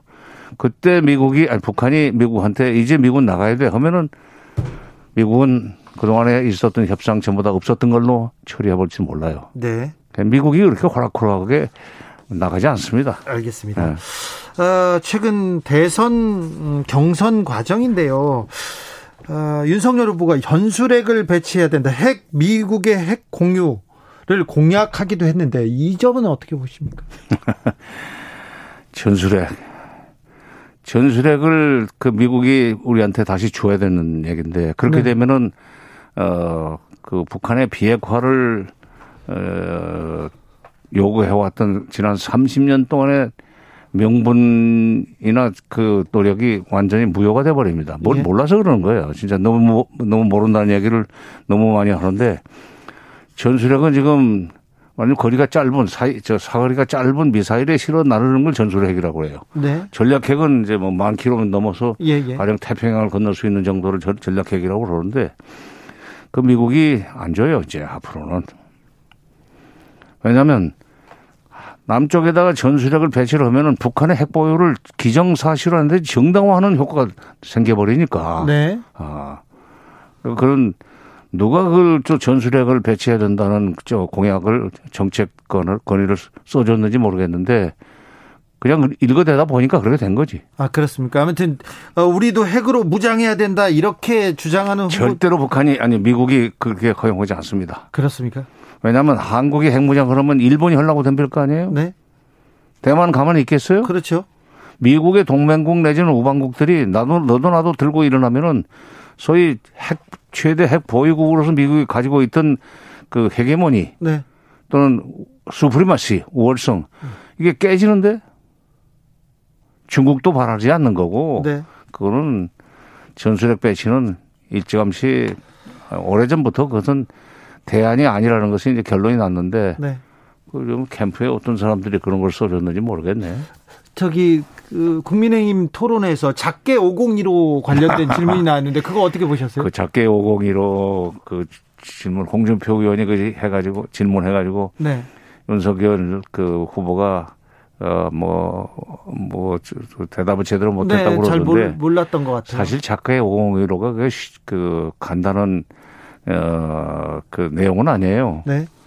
쉽게 얘기해서 북한이 이를 벌리면은 밀고 올라가가지고 최고 권력자의 참수를 하겠다는 얘기예요. 그게 501호는. 네. 그래서 그건 그런 계획이 있다는 것이 이미 알려져 버렸어요. 네. 국회에서 자꾸 떠들어가지고. 네. 근데 그야말로 그 플랜 B에 해당하는 것이 있느냐 없느냐는 질문하는 과정에서 작게 501호가 있다는 얘기를 그냥 국방부에서도 해버려가지고 사실은 그 쓸 수 없는 계획이 된 겁니다. 예. 예. 그 비상한 계획은 그 보안이 유지가 돼야 되는데. 네. 이제는 뭐 의미 없는. 네. 네. 장관님. 네. 남북은 만나야 됩니다. 대화를 해야 되는데 남북 정상회담 가능할까요? 김여정이죠. 김여정 부부장이 그 남쪽 정부가 그걸 바라고 있다는 것을 벌써 판독을 알아채고 네네. 자기 입으로 얘기를 꺼내놨는데 네. 웬만하면 되죠. 됩니까? 네. 언제 됩니까? 지금 이제 곧 10월이 되니까 준비 잘 하면 아마 11월이나 늦어도 12월 중에 되지 않겠나. 빨리 만나서 11월이나 12월에 만나면 성과를 좀 낼 수도 있겠네요. 그렇죠. 우선 뭐 남북 간의 화해 분위기가 좀 살아나야 되는 거고. 네. 그게 중국한테도 절대적으로 필요해요. 예. 베이징 올림픽을 2월 2일 날 개막하는데 네. 그 베이징에서 제일 가까운 거리에 있는 한반도가 저희들끼리 티격태격하는 그렇게 되면은 그 베이징 올림픽이 평화적으로 치러지지가 않지. 예. 그러니까 아마 남북이 정상회담을 할 수 있도록 중국이 적극적으로 지원하려고 봅니다. 아, 그렇습니까? 그러니까 중국이 지원한다는 얘기는 뭐냐면은 북한이 정상회담 준비하는 과정에서 쓸데없이 턱없이 많은 요구를 제기하지 않고 일단 모양새를 만들어라. 네. 그런 식으로 중국이 역할을 해 주려고 봐요. 다른 갈등도 조금 더 만들지는 않을 것 같아요. 그러면요. 그렇죠. 그런데 또 이렇게 남북 정상회담을 또 우려 섞인 시선으로 보는 사람들도 있어요. 그런 사람들은 꼭 뭐가 걱정이에요? 그 얘기는 해야 되는데 대화는 해야 되는데 대화하는 것조차도 대선 앞두고 쇼한다 이렇게 얘기하는데 선언적인 내용 말고 조금 실질적인 성과를 얻어낼 수도 있겠죠. 정상회담을 해가지고 네. 2018년 4월 27일 날 그리고 그해 9월 19일 날 평양 4월 27일 날 판문점 선언 9.19 평양 선언 다시 그 내용을 재확인하고 성실하게 이행하기로 했다는 합의만 나와도 네. 다음 정부는 보수 정권이 들어서 가지고 완전히 뒤집을 것이 아니라면 정말로 밥상을 완전히 차려가지고 네. 정부가 국민들을 위해서 평화 분위기를 만들 수 있는 그 기반을 조성해 주는 거예요. 네. 그러니까 새로 무슨 남북 간의 그 정상들이 만나가지고 새로운 내용을 만들기 위해서 밤을 새고 할 일은 없습니다. 네네. 그러니까 4.27 선언과 9.19 선언의 재확인 및 성실한 이행, 이거를 약속하는 정도로만 하고, 그리고 그걸 이행하기 위한 여러 가지 하부 구조를 짜놓으면 되는 거고, 그건 시간도 별로 안 걸리고, 그렇게 되면은 미국도 이제 남북 관계를 적극적으로 밀어주면서, 내 생각에는 우리가 서둘러서 미국을 설득해가지고 북한한테 좀 백신 좀 주라고. 네. 왜냐면 거의 2,500만인데, 네. 2,500만 인구 중에 지금 18세 이상만 계산하면은 그게 얼마가 될지 정확하게 숫자를 모르지만 아마 한 1,600~1,700만이라고 봅시다. 네. 3,000만 도스 정도 주겠다. 그다음에 1차적으로 300만을 주겠다. 400만 도스를 주겠다는 식으로 하면은 그동안에 북한이 미국과 만나는데 적대시 정책을 철회해야만 된다는 것을 아주 고집스럽게 주장해 왔었는데, 그 적대시 정책 철회 요구는 슬그머니 사라지고, 네. 미국과 바로 만나서 핵 문제 협상을 시작할 수 있는 마중물이 될 겁니다. 네. 11월이나 12월에 만나면 또 2월에 또 베이징에서 또 만날 수 있고요. 대화를 하면 참 정말 좋겠습니다. 1009님께서 그놈의 북한이랑 대화 그만해도 되지 않겠나요? 이렇게 얘기합니다. 마지막으로 우리가 북한이랑 대화를 해야 하는 이유는 뭔가요? 대화를 하면 그나마 소위 군사적 긴장이 완화됩니다. 네. 군사적 긴장이 고조되면은 남북 관계가 끊어져 있을 때는, 남북 대화가 중단되거나 경색돼 있을 때는 북한이 사소한 군사 행동으로도 우리 국민들은 불안해해요. 그렇죠. 또 우리도 거기에 대응해야 되니까, 가령 SLBM 발사 실험도 하고, 또 무슨 미국에서 무기도 도입하고, 이러다 보면 그야말로 에스컬레이트 돼가지고, 그러다 보면 이게 군비 경쟁의 굴레 속에 본의 아니게 빠져버리면은 예산 낭비도 많고, 네. 근데 이제 남북 대화가 되면은 북한도 굉장히 조심을 해요. 네. 군사적 긴장을 일으키지 않습니다. 네. 그러면 그 평화로운 분위기는 5천만 국민의 것이단 말이야. 그렇죠. 예. 네. 그러니까 북한이 얄미워도 북한을 따독거려 가면서 그 군사 행동을 하지 않도록 끌고 가야 될 책임이 분당국인 대한민국 대통령의 가장 큰 일이에요. 네. 한국 1인당 방위비 부담금이 130만 원이 넘는데 이건 일본의 3배가 넘고요. 미국 그 다음에는 우리나라가 거의 국방비 비중이 크지 않습니까? 바로 그 이유 때문에도, 그러니까 남북 관계가 좋아지면은 그 서로 그 국방력 강화에 신경 안 써도 됩니다. 네. 옛날 얘기지만은 94년 김영삼 대통령과 김일성 주석이 정상회담을 하려고 할 때도, 그때 우리가 우리의 경제력을 이용해서 북한을 우리 편으로 만들면 군사적 긴장은 현저하게 완화될 겁니다. 그랬더니 김영삼 대통령이 그랬어요. 나는 그때 이제 통일 비서관이었기 때문에 그 비화를 얘기하는 건데, 그래, 돈 주면 안 되겠나? 경제 협력과 군사적 긴장 완화를 이렇게 완전히 하나의 그 구조 속에 엮어버리는 거예요. 네. 그랬을 경우에 우리 국민들이 이제 우리 이제 국가 예산에서 국방비는 현저하게 줄어들 수 있고, 그 돈을 복지에 돌려 쓰고 교육에 투자할 수 있게 된단 말이에요. 네. 그러니까 미워도 북한을 그렇게 끌어안아야 되는 것은 국가 예산을 좀 더 국민들한테 유리한 쪽으로, 도움이 되는 쪽으로 쓰기 위해서도 필요한 일이에요. 네. 그 대화는 필요합니다. 필요해요. 우리는 평화를 가지고 이렇게 타협할 수 없습니다. 그럼. 네. 알겠습니다. 여기까지 들을까요? 네? 여기까지 들을까요? 가라면 가야지. 네. 오늘 말씀 감사합니다. 정세현 전 통일부 장관이었습니다. 교통정보센터 다녀오겠습니다. 김한나 씨.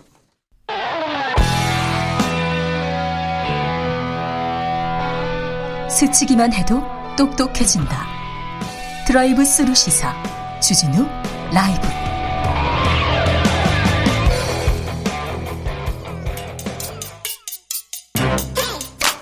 뉴스를 향한 진지한 고민, 기자들의 수다. 라이브 기자실을 찾은 오늘의 기자는 은지옥이요. 시사인 김은지입니다. 오늘 준비한 첫 번째 뉴스부터 가볼까요? 네. 진행자께서는 작전계획 5015 알고 계십니까? 저도 이제 알았는데, 자, 작계 5015가 뭔지 잠시 음성 듣고 가겠습니다. 작계 5015가 발동이 되면 대통령으로서 제일 먼저 무엇을 해야 되느냐면, 일단 미국 대통령과 먼저 통화를 하겠습니다. 작계 5015 되면 미국 대통령하고 이미 협의가 끝난 거예요. 네, 이미 협의가 끝난 거예요. 자, 작계 5015 뭐죠?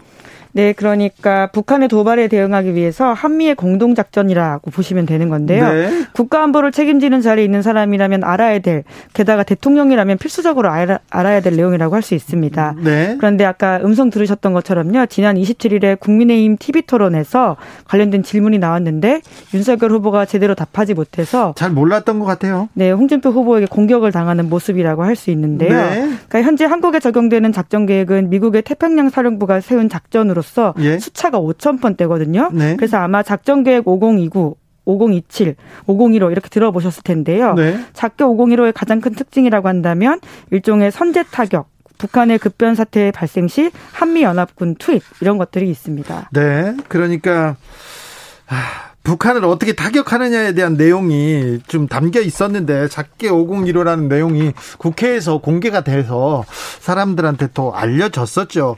토론이 끝나고도 윤홍 사이에 설전 이어졌다고 합니다. 네, 이제 그러니까 윤석열 캠프에서 이런 이야기를 했는데요. 토론회에서 국가기밀을 말하는 것 자체가 부적절하다라고 하면서 네? 홍준표 후보를 공격했습니다. 그러니까 홍준표 후보가 즉각 반발을 한 건데 말씀처럼 이미 언론에 공개됐고 국회에서도 수차례 토론된 바가 있는데 네? 이걸 모르면 모른다고 하지 왜 그렇게 나를 공격하느냐라는 취지의 반박을 한 겁니다. 네? 그러면서 윤석열 후보가 무지를 스스로 탓하지 않고 벌떼처럼 나서서 군사비밀 운운하는 것은 캠프도 무지하다 이런 취지의 공격을 한 건데요. 네. 게다가 김여정의 대남 협박 내용도 모르는 그 후보의 안보 무진 더욱 놀랍다 이렇게 또 꼬투리를 잡았습니다. 아니 그때 그래가지고 김여정 협박 내용 아니야 이렇게 물어봤는데 윤석열 후보가 모른다고 이렇게 하니까 너무 당황한 거예요. 홍준표 후보가 모르니까 질문을 또 못 하잖아요. 그래서 굉장히 놀랐었습니다. 네. 네, 모른다 정도가 아니라 언제 했냐?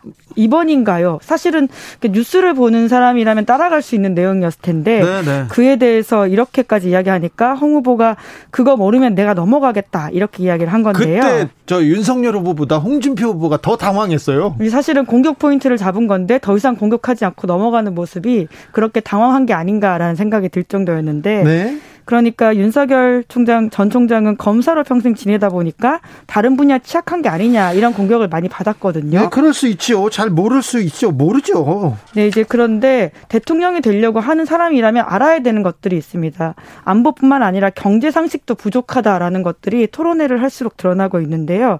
아마 청약통장 이야기는 다들 기억하실 겁니다. 이건 상식이라고 말하기조차 조금 뭐라고 할까요? 네. 서민의 삶과 전혀 맞닿아 있지 않다라는 생각이 들고요. 네. 사실 과거에 정몽준 후보의 버스비 70원이 생각날 정도로 네. 보통 사람의 삶을 모르구나라는 생각이 듭니다. 그때 1,000원 정도 버스비가 1,000원 정도였는데 버스비가 얼마죠? 그러니까 70원인가요? 이렇게 얘기를 해가지고 사람들이 다 엄청 놀랐었습니다. 그러니까 이 정도의 삶의 괴리가 있구나라는 것들을 깜짝 이제 놀라게 만든 것들인데요. 네. 집이 없어서 청약통장을 만들어보지 못했다라고 이야기하는 자체가 청약통장이 뭔지도 몰랐구나라는 것들을 좀 깨닫게 해주는 바가 있는데요. 네. 이에 대해서 윤석열 캠프 쪽에서는 30대 중반에 직업 가졌고 부모님을 모시고 살았기 때문에 주택 청약에 대해서 크게 신경 쓰지 않았다 이런 취지의 해명을 했습니다. 검사들은 검사를 그만두지 않습니까? 돈을 엄청 많이 법니다. 그래가지고 집에 대해서 청약에 대해서 별로 신경 안 쓸 수도 있어요. 검사들은 그렇게 삽니다. 네, 하지만 대통령이 되려고 한다면 알아야 되는 필수적인 부분이라고 할 수 있죠. 다음 뉴스로 가볼까요? 네, 문재인 대통령이 개식용 금지를 신중하게 검토해야 한다라는 뜻을 밝혔습니다. 이거 굉장히 뜨거운 화제가 되고 있습니다.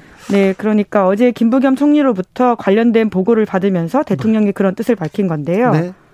네, 정부가 오는 30일에 김부겸 총리 주재로 국정현안 점검 조정회의를 하는데 네. 여기에서 관련한 안을 발표할 예정이라고 하고요. 여기에 개 식용 금지가 포함될 가능성이 높다라는 예측이 나오고 있습니다. 기자되고 여름에 굉장히 곤혹스러운 경험이 있는데요. 뭐라고 해야 되냐면 특별히 판검사하고 밥을 먹을 때 점심시간에 계속 그거 물어봅니다.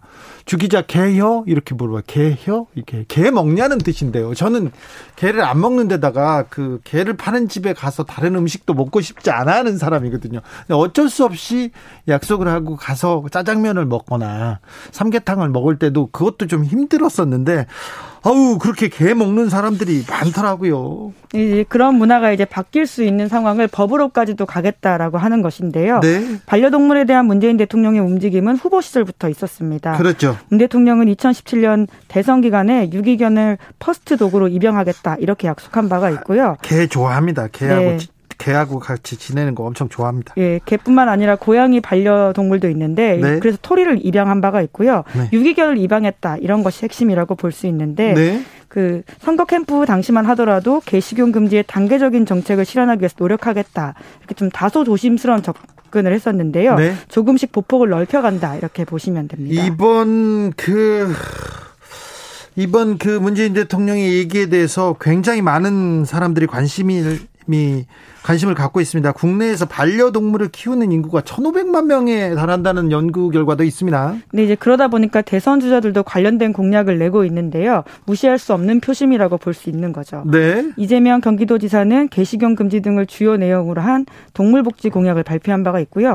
이낙연 전 민주당 대표도 반려동물 복지 관련 공약을 발표하면서 대통령이 되면 1년 이내에 육견 사업을 금지하고 종사자의 전업을 지원하겠다 이렇게 밝혔습니다. 윤석열 후보는요?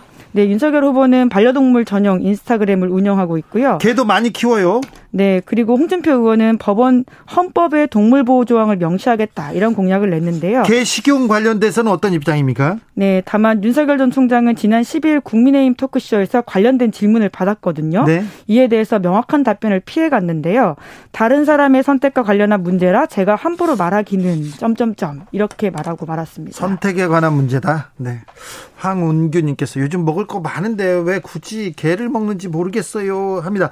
그런데 개 식용금지 이 얘기에 대해서는 외신도 엄청나게 뜨거운 반응을 보이고 있습니다. 네, 문 대통령 발언을 미국 USA 투데이 그리고 미국 CBS 뉴스가 보도했다라고 하는데요. 이런 한국의 개고기를 먹는 문화가 옛날 그러니까 나이 든 세대와 젊은 세대 사이에 일종의 갈등이고 지금 그렇게 바뀌어가는 지점이 있다라는 지적을 하고 있는데요. 예전에는 뭐 먹는 사람이 많았는데 지금 점점 줄어들고 있죠. 네, 게다가 한국의 현행법이 동물에 대한 잔인한 학대를 금지하고 있기 때문에 개 식용도 금지하지 않고 있는 모습이 좀 다소 모순된다 이런 지적도 하고 있다고 합니다. 네, 2017년에 대만에서는 개와 고양이 고기를 소비하는 법을 만들었는데 우리도 이런 움직임이 있습니다.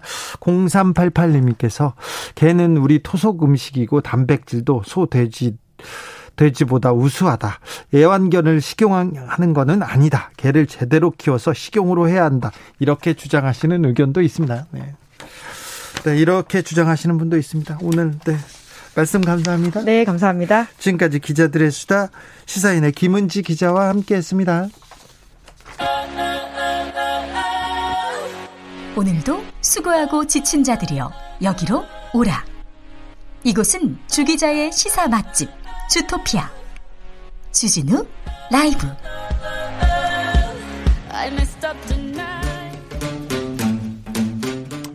(2030) 청년이 보고 듣고 느끼는 요즘 우리 사회 그것이 궁금하다. MZ세대에게 묻는다. 요즘 뭐하니? 프로게이머 출신 유튜버 왕이두 씨 어서 오세요. 네, 안녕하세요. 오늘은 어떤 얘기? 먼저 최근에 그 집사부 일체 관련한 반응을 좀 가져와 봤습니다. 집사부 일체, 그러니까 SBS 예능에 지금 대선 주자들이 나오고 있습니다. 맞습니다. 네. 어떻습니까? 일단 또 역시나 반응이 나뉘었는데요. 그 눈물 날 정도의 환경 속에서 꿋꿋이 살아왔다는, 그래서 눈물이 났다는 그런 얘기도 있었고요. 이재명 지사 후보요? 네, 그래서 이런 흑수저가 어떤 삶을 살아왔는지 해서 좀 확신을 가졌다는 반응도 있었는데 뭔 일을 했는지 모르겠다. 뭐 본 사람들 모두 그릇이 안 된다고 주위에서 절레절레한다. 뭐 이런 반응들이 좀 나뉘었습니다. 그리고 이재명 지사 편 지나고 나서는 점 얘기만 나오더라고요. 다른 얘기는 안 나오고. 네, 그래서 윤석열 그 후보와의 비교되는 반응도 많이 있었는데요. 예? 어쨌든 그것도 좀 정치적으로 많이 나뉘는 것 같습니다. 그렇죠. 청년들은 어떻게 봤습니까? 이 다른 후보들만큼 집에서 이렇게 하지 않아가지고 좀 아쉬웠던 반응도 있었고 네? 시간이 좀 빨리 갔다 이런 반응도 있었는데 대선 주자면 다 싸보고 다 배울 점이 있나? 난 잘 모르겠다. 뭐 이런 반응도 있었고 또 이재명 후보 편에서는 좀 자화자찬인 것 같다. 뭐 그게 좀 줄을 이룬 것 같다라는 반응도 있었습니다. 네, 보수 커뮤니티 반응은요? 이게 좀 반응이 좀 나뉘긴 했는데 되게 신기한 것은 좀 세다. 그러니까 한마디로 사람을 빠져들게 하는 마력이 있는 것 같다. 그래서 원래 이게 개인적으로는 싫어하는 사람이었지만 이 예능을 보고 나서는 좀 웃고 좀 공감 가는 부분이 있었다. 이런 반응도 있었고요. 누구 이재명 후보한테? 예. 그리고요. 그러다 보니까 이제 거기에 따른 대댓글에는 이러니까 예능에 정치인들이 출연하면 안 된다. 이미지 세탁한다. 뭐 이런 반응까지 있을 정도로 어쨌든 그 개인에 대해서 좀 달리 봤다라는 반응이 좀 은근히 많이 있었습니다. 보수 커뮤니티에서도요? 예. 아, 네. 그렇군요. 자, 그렇죠. 예능 보고 사람들을 결정하는 사람들도 있습니다. 자, 곽상도 의원 아들 50억 게임에 대해서 2030 세대들은 어떻게 반응합니까? 일단 기본적으로 상대적 박탈감이라는 얘기가 굉장히 많이 나오고 있습니다. 네. 아무래도 그럴 수밖에 없는데 월급이 250만 원인데 어떻게 퇴직금이 50억이나 되냐 이런 얘기들부터 시작해서 뭐 대기업에서도 그렇게는 안 준다. 그래서 이걸 비판하는 반응이 대부분입니다. 자, 그럴 수도 있어. 우리 편이니까 괜찮아. 막 그런 사람들도 있나요? 뭐 응원하는 거 거의 찾아보기는 어렵고요. 보통 그나마 이제 그 좀 보수 진영에서는 여야 둘 다 잘못한 것 같다. 이쪽으로 좀 분위기가 잡혀가는 것 같습니다. 네. 그래서 엄청난 부패 사기 게이트고 뭐 이재명 곽상도 동반 은퇴해라. 뭐 이재명 큰일 났다. 뭐 이런 식으로 좀 비판을 하는 게 보입니다. 청년 커뮤니티에서는 어떤 이야기 나옵니까? 산재로 50억을 받으려면 뭐 어디가 다친 건지 모르겠다. 거짓말해도 작작해야지. 공식적으로만 산재당한 노동자가 2,000명이 넘는데 사람이 죽어도 5억을 안 주는데 어떻게 이걸 믿으라는 거냐. 뭐 어떤 대리가 퇴직하면서 50억을 받냐. 뭐 이런 반응들이 있었습니다. 그렇죠. 그리고 또 조국 전 장관과 그 문재인 대통령 일가를 계속해서 비판해왔기 때문에 여기에 대해서 오히려 부메랑처럼 돌아왔다. 그래서 뭐 배달부 인터뷰를 왜 안 따냐. 뭐 50억 진짜 부럽다. 그리고 뭐 국정농단보다 더 심하게 수사했던 표창장 사건보다 더 크게 수사해야 된다. 이런 반응들이 좀 있었습니다. 배달부 인터뷰라면 그러니까 집 앞에 찾아가서 언론들이 빨리 묻고 그래야지 왜 그거 안 하냐 이런 반응이 있군요. 맞습니다. 네. 보수 커뮤니티는 어떻게 반응합니까? 곽상도 아들이 50억을 받았다는데 왜 민주당은 특검을 반대하냐 해서 특검에 대한 얘기가 많이 있더라고요. 예. 그래서 민주당이 특검 반대하는 건 오히려 뭔가 캥기는 게 있어서 그런 거 아니냐 이런 반응들이 있었고 결국에는 그 50억을 야당 의원의 뇌물에 줬다 하더라도 5천억 이익 본 게 감춰지진 않는다. 그래서 전부 다 처벌받아야 된다라는 반응들이 좀 많이 있었습니다. 그리고 또 단순 특검으로도 안 된다. 그래서 곽상도 의원을 먼저 철저히 쳐내는 퍼포먼스를 보이고 여론을 반전시켜서 특검을 주장해야 된다. 라면서 결국에는 특검을 해야 되냐 안 해야 되냐 뭐 이런 식으로 분위기를 잡아가는 것 같습니다. 네. 그렇군요. 그 곽상도 의원을 좀 응원하는 그런 그 반응은 없습니까? 뭐 일부 보이긴 하는데 사실 지금 워낙 이게 그 50억이라는 임팩트가 크다 보니까 네. 처음에 잠깐 나오다가 지금은 양쪽 다 잘못했다 이런 쪽으로 많이 흘러가는 것 같습니다. 50억을 가지고 계속 패러디하는 밈이라고 하죠. 그걸 가지고 장난치고 노는 사람들 많더라고요. 그게 곽상도 의원의 아들이 네. 그 50억 게임이라는 그 얘기를 가져오게끔 해가지고 오징어 게임의 말이었다 이런 얘기를 해서 그렇죠. 그 이후로 이게 패러디가 많이 확산되고 있는 것 같습니다. 그렇습니다. 자, 그리고 문재인 대통령의 유엔 총회 연설 이후에 통일, 남북 대화에 대한 좀 기운이 조금 불기 시작했어요. 통일에 대한 인식에 대해서 좀 살펴봤습니다. 네, 최근 남북 미중 이렇게 4개국이 모여서 한반도 종전선언 하자고 제안을 하셨는데 네. 이에 대한 반응을 좀 가져왔습니다. 네. 일단 인터넷 반응을 보면 핵포기가 핵심이다. 나머지 건 아무것도 의미가 없다. 특히 남북 연락사무소를 우리 세금으로 지은 거 폭파한 것부터 배상해라. 북한은 절대 믿을 수 없다라는 비판도 있었고요. 네. 한반도 평화에 노력한 어른이 돼서 자라나는 우리 미래 세대에 평화의 땅을 물려주자. 한반도의 평화와 번영이 깃들길 바라고 문재인 대통령을 존경한다. 뭐 나라의 비전과 제시하는 진정한 대통령이다. 이렇게 반응이 나뉘었습니다. 청년들의 반응 어떻습니까? 일단 우리나라의 경제 활성화에 조금 더 집중했으면 좋겠다는 의견이 많이 있더라고요. 네. 그래서 일상생활에 한마디로 통일, 평화 이런 이슈가 크게 와닿지 않는다는 반응이 좀 많이 보였습니다. 그래요? 예, 그래서 종전을 반대한다는 반응도 있었고요. 네. 종전뿐만 아니라 통일도 반대한다. 왜요? 이게 한마디로 북한에 대한 신뢰가 없는데 무슨 짓을 할지 어떻게 알겠냐? 이런 반응들이 대다수였습니다. 그리고 또 이것을 다음 대선을 앞두고 또 표를 노린 거 아니냐? 이런 반응도 일부 보였습니다. 남북 화해 그리고 통일 얘기가 나오면 청년들이 조금 걱정하는 사람들이 많아서 좀 이 부분 걱정이 됩니다. 예, 그래도 의지가 뚜렷해 보인다. 그래서 설사 실현이 안 되더라도 끝까지 노력하겠다는 문재인 대통령을 응원한다는 반응도 꽤 많이 있었습니다. 요즘 뭐하니 유튜버 황희두 씨와 함께했습니다. 감사합니다. 네, 감사합니다.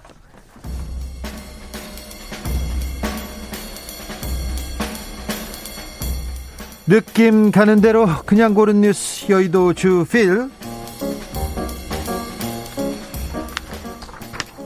배상 외면 일본 전범기업 국내 자산 첫 매각 명령. JTBC 기사인데요. 법원이 일제강점기 강제징용 피해자들이 압류한 일본 미쓰비시 중공업의 국내 자산 매각을 명령했습니다. 한국 법원이 일본 전범기업의 자산 매각을 명령한 것은 처음입니다. 3년 전에 대법원에서 위자료를 지급하라는 판결을 내렸는데 미쓰비시에서 이행하지 않고 있습니다. 그런데 법원이 한국 내 자산을 압류했었는데 이 자산을 현금화라는 결정 처음 나온 겁니다. 사실 일본 정부의 입장을 박근혜 정부 그리고 대법원 김앤장 사법농단을 통해서 피해자들의 한은 계속해서 쌓여만 갔는데 모처럼 이런 결정이 나와서 어떻게 진행될지 조금 지켜보겠습니다. 일본에서는 일본 정부와 협력해서 대응하겠다고 하는데 어떻게 나머지 피해자들이 한을 풀어줄지 이 부분에 대해서 저희는 끝까지 지켜보고 보도해드리겠습니다. 낙동강 오리알 이미지 씻었으면 19m 초대형 오리 띄워서 뉴스원 기사인데요. 낙동강 물 위에 초대형 오리가 떠 있습니다. 경북 상주시에서 19.5m짜리 길이가 그렇게 되고 높이는 16.2m나 됩니다. 초대형 엄마 오리와 알에서 깨어난 새끼 오리 4마리를 만들었는데요. 아주 행복하게 떠 있습니다. 미운 오리 새끼 아닙니다. 강영석 상주시장은 이 전시를 통해서 외톨이, 왕따 등 부정적 이미지가 떠오르는 낙동강 오리알이 당당히 알에서 깨고 나와서 가족과 함께 사회의 일원으로 씩씩하게 살아가는 모습을 보여주고 싶다. 이게 말이 안 되는데 또 말이 돼요. 재밌어요. 낙동강 오리알 갑자기 구경하고 싶어집니다. 상주시장님, 네, 무슨 말인지 말이는 안 됩니다만, 네, 가보고 싶습니다. 네, 낙동강 오리알의 부정적인 이미지를 씻어준다고요? 어우, 좋네요. 다이나믹 듀오의 솔로 들으면서 저는 여기서 인사드리겠습니다. 오늘 돌발 퀴즈의 정답은 3번 무궁화꽃이었습니다. 3번 최영도 의원은 오징어라고 했었습니다. 아닙니다. 무궁화꽃이었습니다. 저는 내일 오후 5시 5분에 돌아오겠습니다. 지금까지 주진우였습니다.